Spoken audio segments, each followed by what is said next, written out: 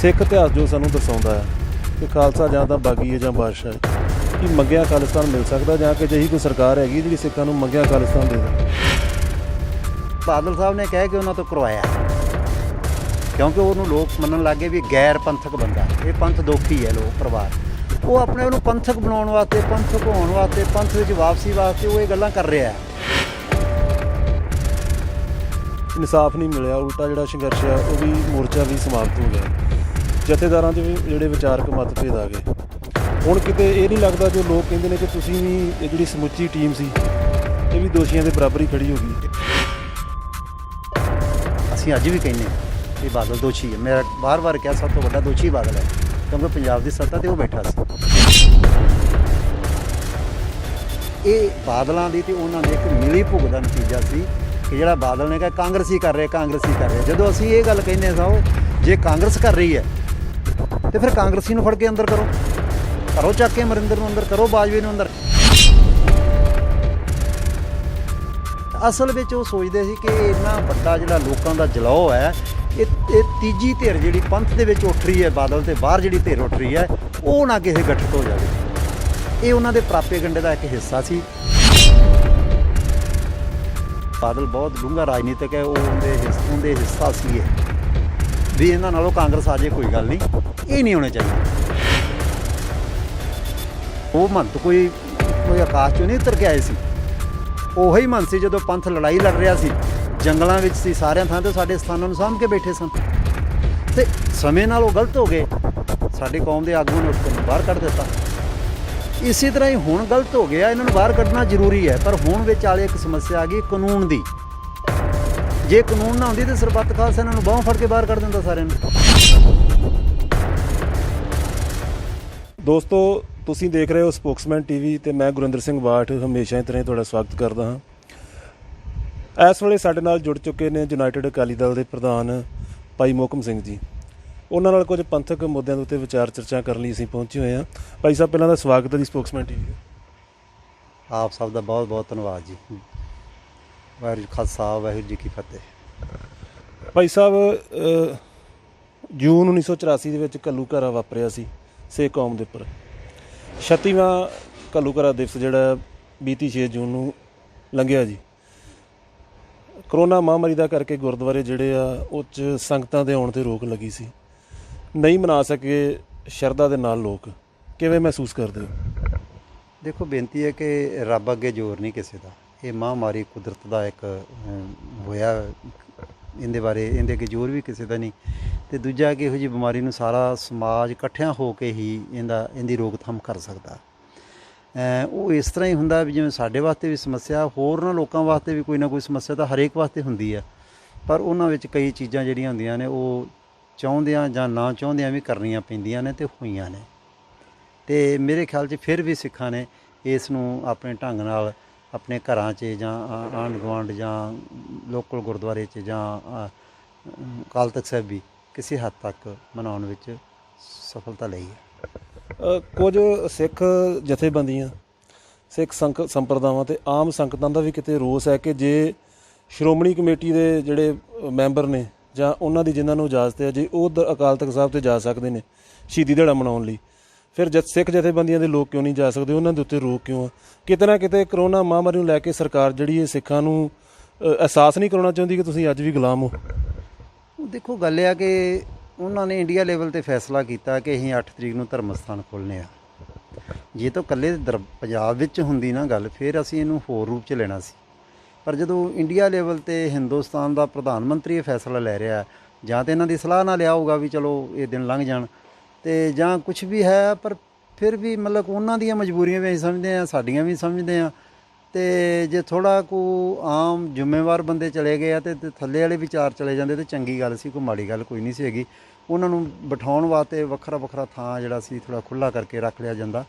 ਪਰ ਉਸ ਸਮੇਂ ਵੀ ਮੈਂ ਸੋਚਦਾ ਵੀ ਮੀਂਹ ਪੈਣ ਲੱਗ ਗਿਆ ਅਤੇ ਉਹ ਜਿਹੜੇ ਬਾਹਰ ਵੀ ਖੜ੍ਹੇ ਸੀ ਉਹਨਾਂ ਨੂੰ ਵੀ ਬਰਾਂਡਿਆਂ ਬਰੂੰਡਿਆਂ 'ਚ ਉੱਥੇ ਇੱਕ ਹੀ ਥੋੜ੍ਹਾ ਜਿਹਾ ਭੀੜ ਭੜੱਕ ਹੋ ਗਿਆ ਜ਼ਿਆਦਾ। ਅਤੇ ਉਹ ਇਹ ਵੀ ਇੱਕ ਮੁਸ਼ਕਿਲ ਵੀ ਆਈ ਹੈ, ਲੋਕਾਂ ਨੂੰ ਆਉਂਦੀ ਹੈ ਸਮੱਸਿਆ। ਅਤੇ ਅਸੀਂ ਇਹ ਕੁਦਰਤੀ ਸਮੱਸਿਆਵਾਂ ਨੂੰ ਅਸੀਂ ਮਤਲਬ ਉਸ ਰੂਪ 'ਚ ਲੈਣਾ ਵੀ ਚਾਹੀਦਾ ਸਾਨੂੰ। ਅਸੀਂ ਵੀ ਉਸ ਸੰਸਾਰ ਦਾ ਇੱਕ ਹਿੱਸਾ ਆ। ਸੋ ਭਾਈ ਸਾਹਿਬ, ਇੱਕ ਬਿਆਨ ਦੀ ਗੱਲ ਕਰਾਂਗੇ ਤੁਹਾਡੇ ਨਾਲ ਕਿ ਸ੍ਰੀ ਅਕਾਲ ਤਖਤ ਸਾਹਿਬ ਦੇ ਜਥੇਦਾਰ ਗਿਆਨੀ ਹਰਪ੍ਰੀਤ ਸਿੰਘ ਜੀ ਇਹ ਇੱਕ ਉੱਥੋਂ ਪ੍ਰੈਸ ਨੂੰ ਬਿਆਨ ਦੇ ਰਾਹੀਂ ਜੋ ਗੱਲਬਾਤ ਹੁੰਦੀ ਆ ਉਹਦੇ ਬਾਰੇ ਕਹਿੰਦੇ ਨੇ ਕਿ ਜੇ ਸਰਕਾਰ ਸਾਨੂੰ ਖਾਲਿਸਤਾਨ ਦਿੰਦੀ ਆ ਤਾਂ ਅਸੀਂ ਲੈ ਲਵਾਂਗੇ। ਮੈਨੂੰ ਇਸ ਗੱਲ ਤੋਂ ਥੋੜ੍ਹਾ ਜਿਹਾ ਸਾਡੇ ਦਰਸ਼ਕਾਂ ਨੂੰ ਸਮਝਾਓ ਤੁਸੀਂ, ਮੈਨੂੰ ਵੀ ਥੋੜ੍ਹਾ ਇਹਦੇ ਬਾਰੇ ਜਾਣਕਾਰੀ ਚਾਹੀਦੀ ਹੈ। ਸਿੱਖ ਇਤਿਹਾਸ ਜੋ ਸਾਨੂੰ ਦਰਸਾਉਂਦਾ ਆ ਕਿ ਖਾਲਸਾ ਜਾਂ ਤਾਂ ਬਾਗੀ ਹੈ ਜਾਂ ਬਾਦਸ਼ਾਹ ਹੈ, ਕੀ ਮੰਗਿਆ ਖਾਲਿਸਤਾਨ ਮਿਲ ਸਕਦਾ ਜਾਂ ਕਿ ਅਜਿਹੀ ਕੋਈ ਸਰਕਾਰ ਹੈਗੀ ਜਿਹੜੀ ਸਿੱਖਾਂ ਨੂੰ ਮੰਗਿਆ ਖਾਲਿਸਤਾਨ ਦੇ ਦੇਵੇ? ਬੇਨਤੀ ਇਹ ਆ ਕਿ ਇਹਦੇ ਬਾਰੇ ਜ਼ਿਆਦਾ ਗੱਲ ਤਾਂ ਗਿਆਨੀ ਹਰਪ੍ਰੀਤ ਹੀ ਦੱਸ ਸਕਦਾ ਹੈ, ਜਾਂ SGPC ਦਾ ਪ੍ਰਧਾਨ ਮੌਕੇ ਦੇ ਕੋਲ ਬੈਠਾ ਤੇ ਉਹਨੇ ਕਿਹਾ ਜੋ ਇਹਨਾਂ ਨੇ ਕਿਹਾ ਠੀਕ ਕਿਹਾ, ਤੇ ਜਿਨ੍ਹਾਂ ਨੇ ਇਹਨੂੰ ਬਣਾਇਆ ਉਸ ਪਾਰਟੀ ਦੇ ਜਿਹੜਾ ਕੋਈ ਬੁਲਾਰਾ ਹੈ ਪਾਰਟੀ ਦਾ, ਜਿਹੜਾ ਅਕਾਲੀ ਦਲ ਬਾਦਲ ਦਾ, ਉਹਨੇ ਕਹਿਤਾ ਵੀ ਜਥੇਦਾਰ ਨੇ ਕੁਝ ਗਲਤ ਨਹੀਂ ਕਿਹਾ। ਇਹ ਸਵਾਲ ਤਾਂ ਉਹਨਾਂ ਨਾਲ ਹੀ ਸੰਬੰਧਿਤ ਹੈ, ਇੱਕ ਗੱਲ। ਦੂਜੀ ਗੱਲ ਹੈ ਕਿ ਆਖਰ ਤਾਂ ਕੋਈ ਵੀ ਚੀਜ਼ ਦੀ ਡਿਮਾਂਡ ਹੀ ਹੁੰਦੀ ਆ, ਸਮਾਜ ਦੇ ਸਾਹਮਣੇ ਡਿਮਾਂਡ ਹੀ ਹੁੰਦੀ ਹੈ, ਕੋਈ ਫੌਜਾਂ ਦੀ ਲੜਾਈ ਤਾਂ ਹੁੰਦੀ ਨਹੀਂ ਗੀ। ਸੋ ਡੈਮੋਕ੍ਰੇਸੀ ਦੇ ਵਿੱਚ ਹਰ ਗੱਲ ਜਿਹੜੀ ਹੈ ਉਹ ਇੱਕ ਜੇ ਅਨੰਦਪੁਰ ਦਾ ਮਤਾ ਵੀ ਉਹ ਵੀ ਉਹਦੀਆਂ ਮੰਗਾਂ ਮੰਨਣ ਵਾਸਤੇ ਹੀ ਅਸੀਂ ਪ੍ਰੇਰਤਾ ਦਿੰਦੇ ਹਾਂ। ਜੇ ਉਦੋਂ ਬਾਅਦ ਮਤਲਬ ਕਿ ਸਾਡੇ ਕੋਈ ਭਰਾ ਇਹ ਗੱਲ ਕਰ ਰਹੇ ਆ ਜਾਂ ਇੱਕ ਜਥੇਬੰਦੀਆਂ ਜਾਂ ਹੋਰ ਕਰ ਰਹੀਆਂ ਨੇ, ਤੇ ਉਹ ਵੀ ਸਾਡੀ ਆਹ ਗੱਲ ਕਹੋ, ਉਹੀ ਗੱਲ ਉਹਨਾਂ ਨੇ ਹਰਪ੍ਰੀਤ ਨੇ ਕਹੀ ਹੈ। ਬਾਕੀ ਜ਼ਿਆਦਾ ਹਰਪ੍ਰੀਤ ਸਿੰਘ ਹੀ ਦੱਸ ਸਕਦਾ ਇਸ ਵਾਸਤੇ ਵੀ ਉਹਨੇ ਕੀ ਕਿਹਾ ਅਤੇ ਕੀ ਨਹੀਂ ਕਿਹਾ, ਉਹ ਕਿਸ ਰੂਪ 'ਚ ਕਿਹਾ, ਜਾਂ ਉਹ ਵਾਕਈ ਸਿੰਸੀਅਰ ਹੋ ਕੇ ਇਹ ਲੜਾਈ ਲੜ ਰਹੇ ਨੇ, ਜਾਂ ਉਹ ਇੱਕ ਆਪਣੇ ਅਕਾਲੀ ਦਲ ਦੀ ਪਾਲਿਸੀ ਕਾਰਨ ਉਹ ਕੁਛ ਕਹਿ ਰਹੇ ਨੇ, ਉਹਨਾਂ ਨੇ ਕੋਈ ਪਾਲਿਸੀ ਦਾ ਹਿੱਸਾ ਬਣਾਇਆ, ਜਾਂ ਕੋਈ ਵੈਸੇ ਹੀ ਉਹਦੇ ਬਾਰੇ ਉਹ ਹੀ ਦੱਸ ਸਕਦੇ ਆ। ਤੁਸੀਂ ਲੰਬੇ ਸਮੇਂ ਤੋਂ ਸੰਘਰਸ਼ ਕਰ ਰਹੇ ਹੋ ਸਿੱਖ ਕੌਮ ਲਈ, ਸਿੱਖ ਕੌਮ ਦੀਆਂ ਹੱਕੀ ਮੰਗਾਂ ਲਈ, ਬੁਨਿਆਦੀ ਢਾਂਚਾ ਜੋ ਸਾਰੇ ਵਾਸਤੇ ਹੀ। ਲੋਕ ਇਹ ਕਹਿ ਰਹੇ ਨੇ ਕਿ ਬਾਦਲ ਪਰਿਵਾਰ ਹੈ ਜਿਹੜਾ ਉਹ ਜਥੇਦਾਰ ਨੂੰ ਅੱਗੇ ਲਾ ਕੇ ਕੇਂਦਰ ਸਰਕਾਰ ਨੂੰ ਡਰਾਉਣਾ ਚਾਹੁੰਦਾ ਹੈ ਔਰ ਪੰਜਾਬ ਦੇ ਹਾਲਾਤ ਜਿਹੜੇ ਆ ਉਹ ਫਿਰ ਖਰਾਬ ਕਰਕੇ ਜਿਹੜੀ ਸੱਤਾ ਇੱਥੇ ਹੋਣੀ ਚਾਹੁੰਦਾ, ਜੋ ਸ਼ਾਖ ਉਹਨਾਂ ਦੀ ਇਸ ਵੇਲੇ ਲੋਕ ਕਹਿ ਰਹੇ ਨੇ ਕਿ ਸਿੱਖਾਂ ਦੇ ਵਿੱਚ ਗਵਾਚ ਚੁੱਕੀ ਹੈ। ਦੇਖੋ ਇਹਦੇ ਕੋਈ ਸ਼ੱਕ ਨਹੀਂ ਹੈਗਾ, ਸਰਦਾਰ ਬਾਦਲ ਦਾ ਜਿਹੜਾ ਪਰਿਵਾਰ ਹੈ ਉਹ ਅੱਜ ਲੋਕਾਂ ਵਿੱਚੋਂ ਬਿਲਕੁਲ ਡਿੱਗ ਚੁੱਕਾ ਹੈ। ਉਹ ਜੋ ਮਰਜ਼ੀ ਸੱਜੇ ਹੋਈ ਜਾਣ, ਖੱਬੇ ਹੋ ਜਾਣ, ਉਹਨਾਂ ਦਾ ਇਹਨਾਂ ਗੱਲਾਂ ਨਾਲ ਹੁਣ ਸਰੋਕਾਰ ਨਹੀਂ, ਉਹ ਰਸਤਾ ਵੀ ਗਲਤ ਪੈ ਗਏ ਆ। ਜਾਣੀ ਕਿ ਉਹਨਾਂ ਨੂੰ ਉਸ ਸਮੇਂ ਹੀ ਆਪਣੀਆਂ ਗਲਤੀਆਂ ਦਾ ਅਹਿਸਾਸ ਕਰਕੇ ਗੁਰੂ ਪੰਥ ਦੇ ਅੱਗੇ ਝੋਲੀ ਅੱਡ ਕੇ ਸੋ ਖਿਮਾ ਜਾਚਨਾ ਕਰਨੀ ਚਾਹੀਦੀ ਸੀ, ਪਰ ਉਹ ਉਸ ਹਾਲਾਤ ਵਿੱਚ ਉਹ ਗਏ ਹੀ ਨਹੀਂ। ਬੰਦੇ ਦਾ ਹੰਕਾਰ ਬੰਦੇ ਨੂੰ ਮਾਰਦਾ, ਅਤੇ ਉਹ ਮਾਰ ਖਾ ਚੁੱਕੇ ਆ। ਕਿਸੇ ਬੰਦੇ ਨਾਲ ਤਾਂ ਕਿਸੇ ਦਾ ਵੈਰ ਚੱਲ ਸਕਦਾ, ਗੁਰੂ ਨਾਲ ਨਹੀਂ ਚੱਲ ਸਕਦਾ, ਅਤੇ ਗੁਰੂ ਦੇ ਨਾਲ ਵੀ ਉਹਨਾਂ ਧੋਖੇ ਕੀਤੇ ਆ। ਇਹ ਉਹਨਾਂ ਦੀ ਸਮੱਸਿਆ ਹੈ, ਜਿਹਦੇ ਕਰਕੇ ਉਹ ਪਰਮਾਤਮਾ ਦੀ ਮਾਰ ਹੈ। ਉਹ ਕਿਸੇ ਬੰਦੇ ਦੀ ਜਾਂ ਕਿਸੇ ਜਥੇਬੰਦੀ ਦੀ ਮਾਰ ਨਹੀਂ ਮੈਂ ਮੰਨ ਸਕਦਾ, ਉਹ ਪਰਮਾਤਮਾ ਦੀ ਮਾਰ ਹੈ। ਤੇ ਖਾਲਿਸਤਾਨ ਦੇ ਨਾਂ ਦੇ ਉੱਤੇ ਤੁਸੀਂ ਵੇਖਿਆ ਅਸੀਂ ਵੀ ਨਾਲ ਨਾਲ ਚੱਲਦੇ ਰਹੇ ਹਾਂ, ਜੋ ਪਿੱਛੇ ਐਪੀਸੋਡ 1978 ਤੋਂ ਲੈ ਕੇ ਲੰਮਾ ਸਮਾਂ ਚੱਲਿਆ, ਜੋ ਪੰਜਾਬ ਦੀ ਜਵਾਨੀ ਦਾ ਘਾਣ ਹੋਇਆ, ਕਿਸਾਨੀ ਦਾ ਘਾਣ ਹੋਇਆ, ਆਮ ਲੋਕਾਂ ਦਾ ਜਿਹੜਾ ਘਾਣ ਹੋਇਆ, ਕਿ ਹੁਣ ਫਿਰ ਖਾਲਿਸਤਾਨ ਦੀ ਮੰਗ ਉਠਾ ਕੇ ਲੋਕਾਂ ਨੂੰ ਉਸੇ ਬਲਦੀ ਦੇ ਬੂਥੇ ਅੱਗੇ ਧੱਕਣ ਵਾਲੀ ਗੱਲ ਨਹੀਂ? ਦੇਖੋ ਜਿਹੜੀ ਤੁਸੀਂ ਇਹ ਗੱਲ ਕਹਿ ਰਹੇ ਹੋ ਕਿ ਮਤਲਬ ਕਿ ਆਹ ਹੋਇਆ ਇੱਦਾਂ, ਇਹਦੇ 'ਚ ਕੋਈ ਸ਼ੱਕ ਨਹੀਂ ਹੈਗਾ ਕਿ ਸਿੱਖਾਂ ਦਾ ਬਹੁਤ ਵੱਡਾ ਨੁਕਸਾਨ ਹੋਇਆ। ਬਹੁਤ ਸਾਰੇ ਸਿੱਖ ਫੜ ਕੇ ਦੇ ਝੂਠੇ ਮੁਕਾਬਲਿਆਂ ਵਿੱਚ, ਜਾਂ ਉੱਦਾਂ ਹੀ ਕਈਆਂ ਬਾਰੇ ਤਾਂ ਪਤਾ ਹੀ ਨਹੀਂ ਲੱਗਣ ਦਿੱਤਾ। ਉਹ ਘਰਾਂ ਤੋਂ ਫੜ ਕੇ ਕੋਈ ਰੋਟੀ ਖਵਾਉਣ ਵਾਲਾ, ਕੋਈ ਸ਼ਰਨ ਦੇਣ ਵਾਲਾ, ਕਿਸੇ ਨੇ ਕੋਈ ਹੋਰ ਕਿਸੇ ਦਾ ਕੋਈ ਸੁਨੇਹਾ ਪੱਤਾ ਪਹੁੰਚਾਇਆ ਜਾਂ ਕੁਛ ਕੀਤਾ, ਉਹਨਾਂ ਸਾਰੇ ਫੜ ਕੇ ਮਾਰ ਦਿੱਤੇ ਆ। ਜ਼ੁਲਮ ਤਾਂ ਉਹਨਾਂ ਨੇ ਕੌਮ ਦੇ ਉੱਤੇ ਬਹੁਤ ਕੀਤਾ, ਉਹਦਾ ਨਿਆਂ ਵੀ ਕੋਈ ਨਹੀਂ ਦਿੱਤਾ, ਨਾ ਅਦਾਲਤ ਨੇ ਕਿਸੇ ਨੇ ਦਿੱਤਾ, ਨਾ ਸਰਕਾਰ ਨੇ ਕਿਸੇ ਨੇ ਦਿੱਤਾ, ਅਤੇ ਨਾ ਹੀ ਉਹਨਾਂ ਤੋਂ ਕੋਈ ਆਸ ਹੈ ਇਹੋ ਜਿਹੀ ਕੋਈ। ਅਤੇ ਰਹੀ ਗੱਲ ਗਿਆਨੀ ਹਰਪ੍ਰੀਤ ਸਿੰਘ, ਹੋ ਸਕਦਾ ਜੀ ਰੱਬ ਕਿਸੇ ਦੇ ਅੰਦਰ ਵੀ ਵੜ ਸਕਦਾ, ਉਹ ਕੋਈ ਵੀ ਗੱਲ ਕਰ ਸਕਦਾ। ਇਹਦੇ ਬਾਰੇ ਤਾਂ ਮੈਂ ਨਹੀਂ ਕੋਈ ਬਹੁਤੀ ਗੱਲ ਜਥੇਦਾਰ ਬਾਰੇ ਤਾਂ ਨਹੀਂ ਕਹਿਣਾ ਚਾਹੁੰਦਾ। ਬਾਕੀ ਹਰ ਜਥੇਬੰਦੀ ਦਾ ਆਪਣਾ ਇੱਕ ਹੁੰਦਾ, ਯੂਨਾਈਟਿਡ ਅਕਾਲੀ ਦਲ ਜਿਹੜਾ ਉਹ ਆਪਣੇ ਢੰਗ ਨਾਲ ਆਪਣੀ ਲੜਾਈ ਲੜ ਰਿਹਾ। ਸਾਡੇ ਭਰਾ ਬਹੁਤ ਸਾਰੇ ਖਾਲਿਸਤਾਨ ਵਾਸਤੇ ਲੜਦੇ ਰਹੇ ਆ, ਸ਼ਹੀਦੀਆਂ ਵੀ ਦੇ ਗਏ ਆ, ਹੁਣ ਵੀ ਲੜ ਰਹੇ ਨੇ, ਅਤੇ ਉਹਨਾਂ ਨੂੰ ਵੀ ਮੁਬਾਰਕ ਹੈ।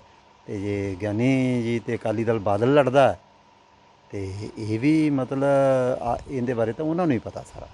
ਸੋ ਭਾਈ ਸਾਹਿਬ, ਆਪਾਂ ਹੁਣ ਆਵਾਂਗੇ ਸਰਬੱਤ ਖਾਲਸਾ ਦੀ ਜੋ ਸਮੁੱਚੀ ਕਾਰਗੁਜ਼ਾਰੀ ਸੀ। 2015 ਤੁਸੀਂ ਸਰਬੱਤ ਖਾਲਸਾ ਬੁਲਾਉਂਦੇ ਹੋ, 3 ਤਖ਼ਤਾਂ ਦੇ ਜਥੇਦਾਰ ਜਿਹੜੇ ਉਹਨਾਂ ਦੇ ਨਾਵਾਂ ਦਾ ਐਲਾਨ ਕਰਦੇ ਹੋ, ਕਿਉਂਕਿ ਤੁਸੀਂ ਵੀ ਉਹ ਸਾਰੇ ਘਟਨਾਕ੍ਰਮ ਜਿਹੜਾ ਉਹ ਟੀਮ ਆ ਉਹਦਾ ਇੱਕ ਮੁੱਢਲਾ ਹਿੱਸਾ ਰਹੇ ਜੇ। ਜਥੇਦਾਰਾਂ ਦੀ ਆਪਸੀ ਜਿਹੜੀ ਆ ਉਹ ਮੁੜ ਕੇ ਨਾਰਾਜ਼ਗੀ, ਮਤਭੇਦ ਜਿਹੜੇ ਪੈਦਾ ਹੋ ਜਾਂਦੇ ਆ। ਕੌਮ ਕਿਸ ਨਜ਼ਰ ਨਾਲ ਤੁਹਾਨੂੰ ਆਉਣ ਵਾਲੇ ਸਮੇਂ 'ਚ ਵੇਖੇ, ਕਿਵੇਂ ਵਿਸ਼ਵਾਸ ਪ੍ਰਗਟ ਕਰ ਸਕੇਗੀ ਕਿ ਜੋ ਮੰਗਾਂ, ਜੋ ਭਾਵਨਾਵਾਂ ਲੋਕਾਂ ਦੀਆਂ ਕੈਚ ਕਰਕੇ ਆਪਾਂ ਅੱਗੇ ਆਏ ਸਾਂ, ਉਹਨਾਂ ਨੂੰ ਬੂਰ ਨਹੀਂ ਪਾ ਸਕੇ? ਸੰਗਤਾਂ ਇਸ ਵੇਲੇ ਜਦੋਂ ਗਾਂ ਕਿਸੇ ਨੂੰ ਜ਼ਿੰਮੇਵਾਰੀ ਸੌਂਪਣਗੀਆਂ ਤਾਂ ਸਿੱਖ ਆਗੂਆਂ 'ਚ ਕਿਵੇਂ ਵਿਸ਼ਵਾਸ ਪੈਦਾ ਕਰਨਗੀਆਂ ਕਿ ਸਾਡੇ ਹੱਕਾਂ ਦੀ ਤਰਜਮਾਨੀ ਕਰਨਗੇ? ਦੇਖੋ ਗੱਲ ਇਹ ਆ ਕਿ ਸਰਬੱਤ ਖਾਲਸਾ ਜਿਹੜਾ ਹੈ ਉਹ ਦੋ ਗੱਲਾਂ ਤੇ ਹੋਇਆ ਸੀ। ਇੱਕ ਸੀ ਗੁਰੂ ਗ੍ਰੰਥ ਸਾਹਿਬ ਦੀ ਬੇਅਦਬੀ ਤੇ ਦੂਜਾ ਸੀ ਕਿ ਗਿਆਨੀ ਗੁਰਬਚਨ ਸਿੰਘ ਨੇ ਅਕਾਲੀ ਦਲ ਬਾਦਲ ਦੇ ਕਹਿਣ ਤੇ ਜਾਂ SGPC ਦੇ ਕਹਿਣ ਦੇ ਉੱਤੇ ਉਹਨਾਂ ਨੂੰ ਸਰਸੇ ਵਾਲੇ ਨੂੰ ਬਿਨਾਂ ਮੰਗਿਆਂ ਜਿਹੜਾ ਕਿ ਉਹਨੇ ਕਿਹਾ ਵੀ ਮੈਂ ਮੰਗੀ ਨਹੀਂ ਮਾਫੀ, ਤੇ ਉਹ ਮਤਲਬ ਕਿ ਇਹਨੇ ਮਾਫ ਕਰ ਦਿੱਤਾ। ਇਹ ਦੋ ਇਸ਼ੂ ਸੀ ਜਿਨ੍ਹਾਂ ਦੇ ਉੱਤੇ ਸਰਬੱਤ ਖਾਲਸਾ ਹੋਇਆ ਸੀ, ਤੇ ਦੋਨਾਂ ਇਸ਼ੂਆਂ ਦੇ ਉੱਤੇ ਗੁਰੂ ਗ੍ਰੰਥ ਸਾਹਿਬ ਦੇ ਇਸ਼ੂ ਦੇ ਵਿੱਚ ਤੇ ਅਕਾਲ ਤਖਤ ਸਾਹਿਬ ਦੇ ਹੁਕਮਨਾਮੇ ਦੇ ਇਸ਼ੂ ਜਿਹੜਾ ਇਹਨਾਂ ਦੋਨਾਂ ਦੇ ਉੱਤੇ ਕੌਮ ਨੇ ਉਹ ਬਹੁਤ ਵੱਡਾ ਇੱਕ ਦਿੱਤਾ ਸੀ। ਸੋ ਜਦੋਂ ਉਹ ਇੱਕ ਬੜਾ ਵੱਡਾ ਸਮਰਥਨ ਸੀ, ਸਭ ਕੁਝ ਸੀ। ਮੇਰੇ ਖਿਆਲ 'ਚ ਇਸ ਧਿਰ ਨੇ ਕੋਈ ਗਲਤੀ ਨਹੀਂ ਕੀਤੀ। ਇਹਨਾਂ ਨੇ ਬੜੀ ਇਮਾਨਦਾਰੀ ਨਾਲ ਆਪਣੀ ਲੜਾਈ ਲੜੀ ਹੈ, ਇਮਾਨਦਾਰੀ ਨਾਲ ਆਪਣੀ ਗੱਲ ਕੀਤੀ ਹੈ। ਕੋਈ ਇਹਨਾਂ ਨੇ ਵਿੱਚੋਂ ਦੇ ਕੋਈ ਇਹ ਨਹੀਂ ਗਾ ਵੀ ਇਹਦੇ 'ਚ ਕੋਈ MP ਬਣ ਗਿਆ, ਕੋਈ MLA ਬਣ ਗਿਆ, ਜਾਂ ਕੋਈ ਮੁੱਖ ਮੰਤਰੀ ਬਣ ਗਿਆ, ਜਾਂ ਕੋਈ ਹੋਰ ਕੁਛ ਕਿਸੇ ਨੇ ਕੋਈ ਲੈ ਲਿਆ ਦੇ ਲਿਆ, ਕੋਈ ਇਹੋ ਜਿਹੀ ਤਾਂ ਗੱਲ ਆਈ ਨਹੀਂ ਸਾਹਮਣੇ। ਸਿਰਫ ਇਹ ਆ ਕਿ ਉਹ ਲੜਾਈ ਤੋਂ ਬਾਅਦ ਵੀ ਜਿੰਨੀ ਲੜਾਈ ਲੜੀ ਗਈ ਹੈ ਸਰਬੱਤ ਖਾਲਸੇ ਤੋਂ ਬਾਅਦ, ਸਰਕਾਰ ਨੇ ਸਾਡੇ ਲੋਕਾਂ ਨੂੰ ਫੜ ਕੇ ਅੰਦਰਾਂ 'ਚ ਸਿੱਟ ਦਿੱਤਾ, ਜੇਲ੍ਹਾਂ 'ਚ ਸਿੱਟ ਦਿੱਤਾ। ਔਰ ਜੇਲ੍ਹਾਂ 'ਚ ਸਿੱਟਣ ਦੀ ਬਜਾਏ ਵੀ ਇਹ ਬੜੇ ਗਲਤ ਢੰਗ ਨਾਲ ਸਿੱਟਿਆ, ਔਰ ਉਹਨਾਂ ਦੇ ਉੱਤੇ ਇੱਕ ਦਿਸਦਾ ਹੋਇਆ ਤਸ਼ੱਦਦ ਵੀ ਕੀਤਾ ਗਿਆ, ਜਿਹੜਾ ਕਿ ਸੁਖਬੀਰ ਵਰਗੇ ਬੰਦੇ ਨੂੰ ਇਹ ਰਾਜਨੀਤਿਕ ਬੰਦੇ ਇਹ ਕਰਦੇ ਨਹੀਂ ਹੁੰਦੇ। ਮਤਲਬ ਕਿ ਉਹਨਾਂ ਚੱਕੀਆਂ ਵਿੱਚ ਜਾ ਕੇ ਰਾਤ ਨੂੰ ਪਾ ਦੇਣਾ, ਵੱਡੇ ਵੱਡੇ ਬਲਬ ਜਗਾ ਦੇਣੇ, ਜਿੱਥੇ ਉਹ ਕੀੜੀਆਂ ਵਾਲੇ ਉਹ ਚੱਕੀਆਂ ਹਰ ਜੇਲ੍ਹ 'ਚ ਕੋਈ ਨਾ ਕੋਈ ਇੱਕ ਦੀ ਰੱਖੀ ਹੁੰਦੀ ਇਹਨਾਂ ਨੇ, ਜਿੱਥੇ ਉਹਨਾਂ ਦੇ ਭੌਣ ਹੁੰਦੇ ਆ, ਉਹਨਾਂ 'ਚ ਲਿਜਾ ਕੇ ਰਾਤ ਨੂੰ ਵਾੜ ਦੇਣੇ। ਇਹ ਇਹਨਾਂ ਨੇ ਬੜੇ ਜ਼ੁਲਮ ਕੀਤੇ ਆ। ਉਹਨਾਂ ਜ਼ੁਲਮਾਂ ਦੀ ਸਜ਼ਾ ਰੱਬ ਨੇ ਇਹਨਾਂ ਨੂੰ ਦਿੱਤੀ ਹੈ ਤੇ ਅਗਾਂਹ ਦੇਣੀ ਆ। ਇੱਕ ਗੱਲ। ਦੂਜੀ ਗੱਲ ਮੈਂ ਇਹ ਸਮਝਦਾ ਕਿ ਇਹਦੇ ਵਿੱਚ ਸਿੰਘ ਸਾਹਿਬਾਨ ਜਿਹੜੇ ਬਣੇ ਸੀ ਉਹ ਧਾਰਮਿਕ ਭਾਵਨਾ ਵਾਲੇ ਸਨ। ਉਹ ਕੋਈ ਬਹੁਤੇ ਰਾਜਨੀਤੀ ਜਥੇਦਾਰ ਅਮਰੀਕ ਸਿੰਘ ਤਾਂ ਬਿਲਕੁਲ ਹੀ ਧਾਰਮਿਕ ਵਿਅਕਤੀ ਸਨ, ਬੜਾ ਨਿਸ਼ਠਾਵਾਨ ਅਤੇ ਬੜਾ, ਔਰ ਮੰਡ ਸਾਹਿਬ ਜਿਹੜੇ ਸੀ ਉਹ ਅਕਾਲੀ ਦਲ ਦੇ ਮਾਨ ਦੇ ਵਿੱਚ ਰਹਿ ਕੇ ਉਹਨਾਂ ਨੇ ਕੰਮ ਕੀਤਾ ਸੀ। ਸੋ ਦੂਜੇ ਭਾਈ ਦਾਦੂਵਾਲ ਸਾਹਿਬ ਉਹ ਵੀ ਇੱਕ ਧਰਮ ਪ੍ਰਚਾਰਕ ਸਨ। ਇਹਨਾਂ ਨੇ ਮਤਲਬ ਕਿ ਆਪਣੇ ਢੰਗ ਨਾਲ ਆਪਣਾ ਕੰਮ ਕੀਤਾ, ਚਾਹੇ ਉਹ ਨਸ਼ਿਆਂ ਦੇ ਮਾਰਚ ਸਨ, ਚਾਹੇ ਉਹ ਗ੍ਰੰਥੀ ਪਾਠੀ ਸਿੰਘਾਂ ਨੂੰ ਸੱਦਣ ਦੇ ਮਾਮਲੇ ਸਨ, ਜਾਂ ਛੋਟੇ ਛੋਟੇ ਇਕੱਠ ਕਰਕੇ ਲੋਕਾਂ ਦੇ ਵਿੱਚ ਜਾਣ ਦਾ ਕੰਮ ਸੀ, ਜਾਂ ਉਦੋਂ ਬਾਅਦ ਮੋਰਚਾ ਲਾਉਣ ਦਾ ਕੰਮ ਸੀ ਬਰਗਾੜੀ ਵਿੱਚ। ਲੋਕਾਂ ਨੇ ਬੜਾ ਤਗੜਾ ਸਮਰਥਨ ਦਿੱਤਾ ਸੀ, ਸਭ ਕੁਝ ਠੀਕ ਚੱਲਿਆ ਸੀ। ਉਹਦੇ ਵਿੱਚ ਕੁਝ ਗੱਲਾਂ ਐਸੀਆਂ ਵੀ ਸਨ, 3 ਗੱਲਾਂ ਨੂੰ ਲੈ ਕੇ ਮੋਰਚਾ ਰੱਖਿਆ ਸੀ। ਗੁਰੂ ਗ੍ਰੰਥ ਸਾਹਿਬ ਦੇ ਦੋਸ਼ੀ ਫੜੇ ਜਾਣ, ਜਿਨ੍ਹਾਂ ਨੇ ਗੋਲੀ ਚਲਾਈ ਉਹ ਬੰਦੇ ਸਾਡੇ ਸ਼ਹੀਦ ਕੀਤੇ ਆ ਉਹ ਦੋਸ਼ੀ ਫੜੇ ਜਾਣ, ਅਤੇ ਤੀਜੀ ਗੱਲ ਜਿਹੜੀ ਸੀ ਕਿ ਜਿਹੜੇ ਸਿੰਘ ਜੇਲ੍ਹਾਂ 'ਚ ਆ ਉਹ ਰਿਹਾ ਕੀਤੇ ਜਾਣ, ਜਿਨ੍ਹਾਂ ਦੀ ਉਮਰ ਸਜ਼ਾ ਪੂਰੀ ਹੋ ਚੁੱਕੀ ਹੈ। ਇਹ 3 ਡਿਮਾਂਡਾਂ ਸਨ, ਔਰ ਉਹਨਾਂ ਡਿਮਾਂਡਾਂ ਦੇ ਵਿੱਚ ਸਰਕਾਰ ਨੇ 25-26 ਬੰਦੇ ਫੜ ਕੇ ਜਿਹੜੇ ਗੁਰੂ ਗ੍ਰੰਥ ਸਾਹਿਬ ਦੀ ਬੇਅਦਬੀ ਦੇ ਮਾਮਲੇ 'ਚ ਸਨ, ਉਹਨਾਂ 'ਚੋਂ ਕੋਈ 5-4 ਜਾਣੇ ਜਾਂ ਵੱਧ ਘੱਟ ਬੰਦੇ ਇਕਬਾਲ ਵੀ ਕਰ ਗਏ ਅਦਾਲਤਾਂ ਵਿੱਚ ਜਾ ਕੇ ਕਿ ਅਸੀਂ ਇਹ ਕੁਛ ਕੀਤਾ। ਕਈਆਂ ਨੇ ਮੀਡੀਆ ਦੇ ਸਾਹਮਣੇ ਵੀ ਇਕਬਾਲ ਕਰ ਲਿਆ, ਤਾਂ ਉਹ ਸਰਕਾਰ ਨੇ ਫੜੇ ਉਸ ਮੋਰਚੇ ਦੇ ਕਾਰਨ। ਜਿਹੜੀ FIR ਕਹੀ ਸੀ ਅਣਪਛਾਤੇ ਬੰਦਿਆਂ ਨੇ ਗੋਲੀ ਚਲਾਈ, ਉਹਨਾਂ ਦੀ ਸਰਕਾਰ ਨੇ ਪਹਿਚਾਣ ਵੀ ਕਰਾਈ, ਔਰ FIR ਜਿਹੜੀ ਸੀ ਉਹ ਦਰਜ ਹੋਈ ਨਵੇਂ ਸਿਰਿਓਂ, ਜਿਹਦੇ ਵਿੱਚ ਇਹ ਹੋਇਆ ਕਿ ਆਪਣਾ ਜਿਹੜੇ ਇੱਕ ਉੱਥੋਂ ਦਾ SSP ਚਰਨਜੀਤ ਸ਼ਰਮਾ ਜਾਂ ਇੱਕ DSP SHO ਜਾਂ ਹੋਰ ਇੱਦਾਂ ਦੇ ਜੋ ਸੀ, ਉਹਨਾਂ ਦੇ ਉੱਤੇ ਬਾਈ ਨੇਮ ਮਤਲਬ ਕਿ FIR ਦਰਜ ਹੋਈ ਵੀ ਇਹਨਾਂ ਲੋਕਾਂ ਦੇ ਕਾਰਨ ਆ ਹੋਇਆ। ਦੂਜਾ ਮਸਲਾ ਇਹ ਸੀ ਇਸ ਤੋਂ ਅੱਗੇ ਕਿ ਉਹ ਜਿਹੜੇ ਸ਼ਹੀਦ ਪਰਿਵਾਰ ਸਨ ਉਹਨਾਂ ਨੂੰ ਮੁਆਵਜ਼ੇ ਦੀ ਗੱਲ ਸੀ, ਉਹ ਵੀ ਮਤਲਬ ਕਿ ਉਹਨਾਂ ਨੂੰ ਮਿਲੀ। ਹਾਂਜੀ, ਤੋ ਕਰੋੜ ਰੁਪਈਆ ਜ਼ਖਮੀਆਂ ਨੂੰ 60 ਭਾਵੇਂ ਬੰਦੇ ਦੀ ਕੀਮਤ ਨਹੀਂ ਹੈ ਕੋਈ, ਪਰ ਕਿਸੇ ਹੱਦ ਤੱਕ ਉਹ ਵੀ ਮਤਲਬ ਕਿ ਹੋਇਆ। ਅਤੇ ਤੀਜੀ ਜਿਹੜੀ ਡਿਮਾਂਡ ਸੀ ਉਹ ਹੈਗੀ ਸੀ ਰਿਹਾਈਆਂ ਦੀ। ਰਿਹਾਈਆਂ ਵਾਲੇ ਮਾਮਲੇ 'ਚ ਜਿਹੜੀ ਗੱਲਬਾਤ ਸਾਡੀ ਤਰਫੋਂ ਜਾਂ ਮੰਡ ਸਾਹਿਬ ਦੀ ਤਰਫੋਂ ਉਹ ਜਥੇਦਾਰਾਂ ਦੀ ਤਰਫੋਂ ਉਹ ਕਰਦੇ ਰਹੇ, ਉਹਨਾਂ 'ਚ ਜਿਹੜੇ ਸਾਡੇ ਆਗੂ ਸਨ ਉਹਨਾਂ ਨੇ ਗੱਲਾਂ ਬਾਤਾਂ ਦੇ ਕਈ ਦੌਰ ਚਲਾਏ ਆ। ਇਹ ਉਸੇ ਦੇ ਦੌਰ ਦੇ ਹਿੱਸਾ ਸੀ ਕਿ ਉਹ FIRਾਂ ਸਿੱਧੀਆਂ ਹੋਣੀਆਂ, ਮੁਆਵਜ਼ਾ ਮਿਲਣਾ, ਜਾਂ ਉਹ ਗੁਰੂ ਗ੍ਰੰਥ ਸਾਹਿਬ ਦੇ ਦੋਸ਼ੀ ਜਿਹੜੇ ਸੀ ਉਹ ਫੜੇ ਜਾਣੇ। ਰਿਹਾਈਆਂ ਦੇ ਮਾਮਲੇ 'ਚ ਉਹ ਕਹਿ ਰਹੇ ਸੀ ਲਗਾਤਾਰ, ਜੋ ਸਾਡੇ ਕੋਲ ਉਹਨਾਂ ਦੇ ਕੋਲੋਂ ਸਾਡੇ ਕੋਲ ਛਣਕੇ ਆ ਰਹੀ ਸੀ ਰਿਪੋਰਟ, ਜਾਂ ਦੱਸ ਰਹੇ ਸਨ ਸਾਡੇ ਬੰਦੇ ਕਿ ਉਹ ਕਹਿ ਰਹੇ ਜਿਹੜੇ ਪੰਜਾਬ 'ਚ ਅਸੀਂ ਉਹਨਾਂ 'ਤੇ ਤਾਂ ਸਿੱਧਾ ਅਸਰ ਕਰਕੇ ਕਰ ਸਕਦੇ ਹਾਂ, ਅਸੀਂ ਜ਼ਮਾਨਤ ਦੇ ਕੇ ਭੇਜ ਸਕਦੇ ਹਾਂ, ਫਿਰ ਅਸੀਂ ਅਦਾਲਤ ਵਿੱਚ ਅਪਲਾਈ ਕਰ ਸਕਦੇ ਹਾਂ, ਜੋ ਵੀ ਹੈ ਕੋਈ ਪ੍ਰੋਸੀਜਰ ਹੁੰਦਾ, ਖੜੇ ਪੈਰ ਨਹੀਂ, ਉਹ ਅਦਾਲਤ ਰਾਹੀਂ ਹੋਣੇ ਹੁੰਦੇ, ਕੁਛ ਹੋਊਗਾ ਐਸਾ ਨਿਯਮ। ਪੰਜਾਬ ਤੋਂ ਬਾਹਰ ਜਿਹੜੇ ਆ ਉਹ ਸਾਡੇ ਵੱਸ ਨਹੀਂ ਗਏ ਅਤੇ ਉਹ ਸਾਡੇ ਆਖੇ ਨਹੀਂ ਲੱਗਦੇ। ਉਹਨਾਂ ਬਾਰੇ ਅਸੀਂ ਚਿੱਠੀ ਪੱਤਰ ਕਰ ਸਕਦੇ ਹਾਂ CM ਵੱਲੋਂ ਜਾਂ ਆਪਣਾ DGP ਵੱਲੋਂ ਜਾਂ ਜੋ ਵੀ ਜਿਹੜਾ ਵੀ ਉਹਨਾਂ ਦਾ ਕੋਈ ਸਿਸਟਮ ਹੈ ਉਹ ਅਸੀਂ ਚਿੱਠੀ ਪੱਤਰ ਕਰ ਸਕਦੇ ਹਾਂ। ਉਹ ਚਿੱਠੀ ਪੱਤਰ ਉਹਨਾਂ ਨੇ ਕੀਤਾ ਵੀ, ਔਰ ਉਹ ਚਿੱਠੀ ਪੱਤਰ ਜਿਹੜਾ ਸੀ ਉਹਨੂੰ ਪ੍ਰੈਸ ਮੀਡੀਆ ਵਿੱਚ ਵੀ ਉਹਨਾਂ ਨੇ ਰਿਲੀਜ਼ ਕੀਤਾ। ਉਹਦੀਆਂ ਕਾਪੀਆਂ ਸਾਡੇ ਬੰਦਿਆਂ ਨੂੰ ਵੀ ਦਿੱਤੀਆਂ ਅਤੇ ਉਹ ਸਰਕਾਰ ਨੇ ਉਹ ਚਿੱਠੀਆਂ ਜਿਹੜੀਆਂ ਸੀ ਉੱਥੇ ਪਹੁੰਚਾਈਆਂ ਜੀ। ਇਹ ਗੱਲ ਜਿਹੜੀ ਹੈ ਇਹ ਸਾਰਿਆਂ ਨੂੰ ਪਤਾ ਹੈ, ਪਰ ਉਸ ਤੋਂ ਅੱਗੇ ਉਹ ਗੱਲ ਚੱਲੀ ਨਹੀਂ। ਸਾਡੇ ਤੋਂ ਗਲਤੀ ਜਿਹੜੀ ਹੋ ਗਈ ਸਾਡੇ ਬੰਦਿਆਂ ਤੋਂ, ਜਿੱਥੇ ਸਾਡੇ ਤੋਂ ਹੋਈ ਹੈ, ਸਾਨੂੰ ਆਪਣੀ ਗਲਤੀ ਬੜੇ ਫਰਾਗਦਲੀ ਦੇ ਨਾਲ ਅਤੇ ਬੜੀ ਗੰਭੀਰਤਾ ਨਾਲ ਅਤੇ ਖੁੱਲ੍ਹੇ ਦਿਲ ਨਾਲ ਮੰਨਣੀ ਚਾਹੀਦੀ ਆ। ਮੈਂ ਘੱਟੋ ਘੱਟ ਮੰਨਦਾ, ਮੈਨੂੰ ਹੋਰ ਕਿਸੇ ਬਾਰੇ ਨਹੀਂ ਜਾਣਕਾਰੀ, ਪਰ ਮੈਂ ਘੱਟੋ ਘੱਟ ਇਹ ਗੱਲ ਮੰਨਦਾ ਕਿ ਸਾਡੇ ਤੋਂ ਗਲਤੀ ਕਿੱਥੇ ਹੋਈ ਹੈ। ਸਾਡੇ ਤੋਂ ਗਲਤੀ ਹੋਈ ਵੀ ਜਿਹੜੀਆਂ ਸਰਕਾਰ ਦੇ ਨਾਲ ਗੱਲਾਂ ਦੂਜੀਆਂ ਵੀ ਚੱਲ ਰਹੀਆਂ, ਇਹ ਵੀ ਉਹਨਾਂ ਚਿਰ ਮੋਰਚੇ ਬਾਰੇ ਕੋਈ ਗਾਂਹ ਗੱਲ ਨਹੀਂ ਤੁਰੇਗੀ ਜਿੰਨਾ ਚਿਰ ਮਤਲਬ ਜਾਂਚ ਸੰਪੂਰਨ ਨਹੀਂ ਹੁੰਦੀ। ਤੁਸੀਂ ਕਮਿਸ਼ਨ ਬਣਾ ਦਿੰਦੇ ਹੋ, ਮੁੜ ਕੇ ਉਹ ਕਈ ਸਾਲ ਰਿਪੋਰਟ ਨਹੀਂ ਦਿੰਦੇ, ਅਤੇ ਜੇ ਦੇ ਵੀ ਦੇਣ ਤਾਂ ਉਹ ਗੋਡੇ ਥੱਲੇ ਲੱਪੀਆਂ ਜਾਂਦੀਆਂ ਨੇ। ਤਾਂ ਉਹ ਕਮਿਸ਼ਨ ਦੀ ਰਿਪੋਰਟ ਵੀ ਸਮਾਂ ਵੱਧ ਵਿੱਚ ਆ ਗਈ। ਫਿਰ ਉਹਨੂੰ ਮਤਲਬ ਕਿ ਖੋਲ੍ਹਣ ਦੀ ਗੱਲ ਸੀ ਕਿ ਉਹ ਇਹ ਨਹੀਂ ਗਾ ਵੀ 4 ਬੰਦੇ ਬੈਠ ਕੇ ਜਾਂ ਕੋਈ CM ਕਹਤੇ ਜੀ ਮੈਂ ਆਹ ਵਿੱਚ ਆਇਆ ਸੀ, ਆਹ ਦੱਸਿਆ ਸੀ, ਉਹ ਕੋਈ ਮਹੱਤਵ ਨਹੀਂ ਹੁੰਦਾ। ਜਾਂ ਕੋਈ ਉਹਨੂੰ ਕੋਈ 4 ਹੋਰ ਜਿਹਨੂੰ ਕਹਿ ਦਈਏ ਆਪਾਂ ਉਹਨਾਂ ਦੀ ਕੈਬਨਿਟ ਕਹਿ ਦੇਵੇ, ਨਹੀਂ, ਉਹਨੂੰ ਅਸੈਂਬਲੀ ਜਿਹੜੀ ਪੰਜਾਬ ਦੀ ਸਭ ਤੋਂ ਸ਼ਕਤੀਸ਼ਾਲੀ ਥਾਂ ਹੈ, ਉਹਦੇ ਵਿੱਚ ਖੋਲ੍ਹਿਆ ਗਿਆ।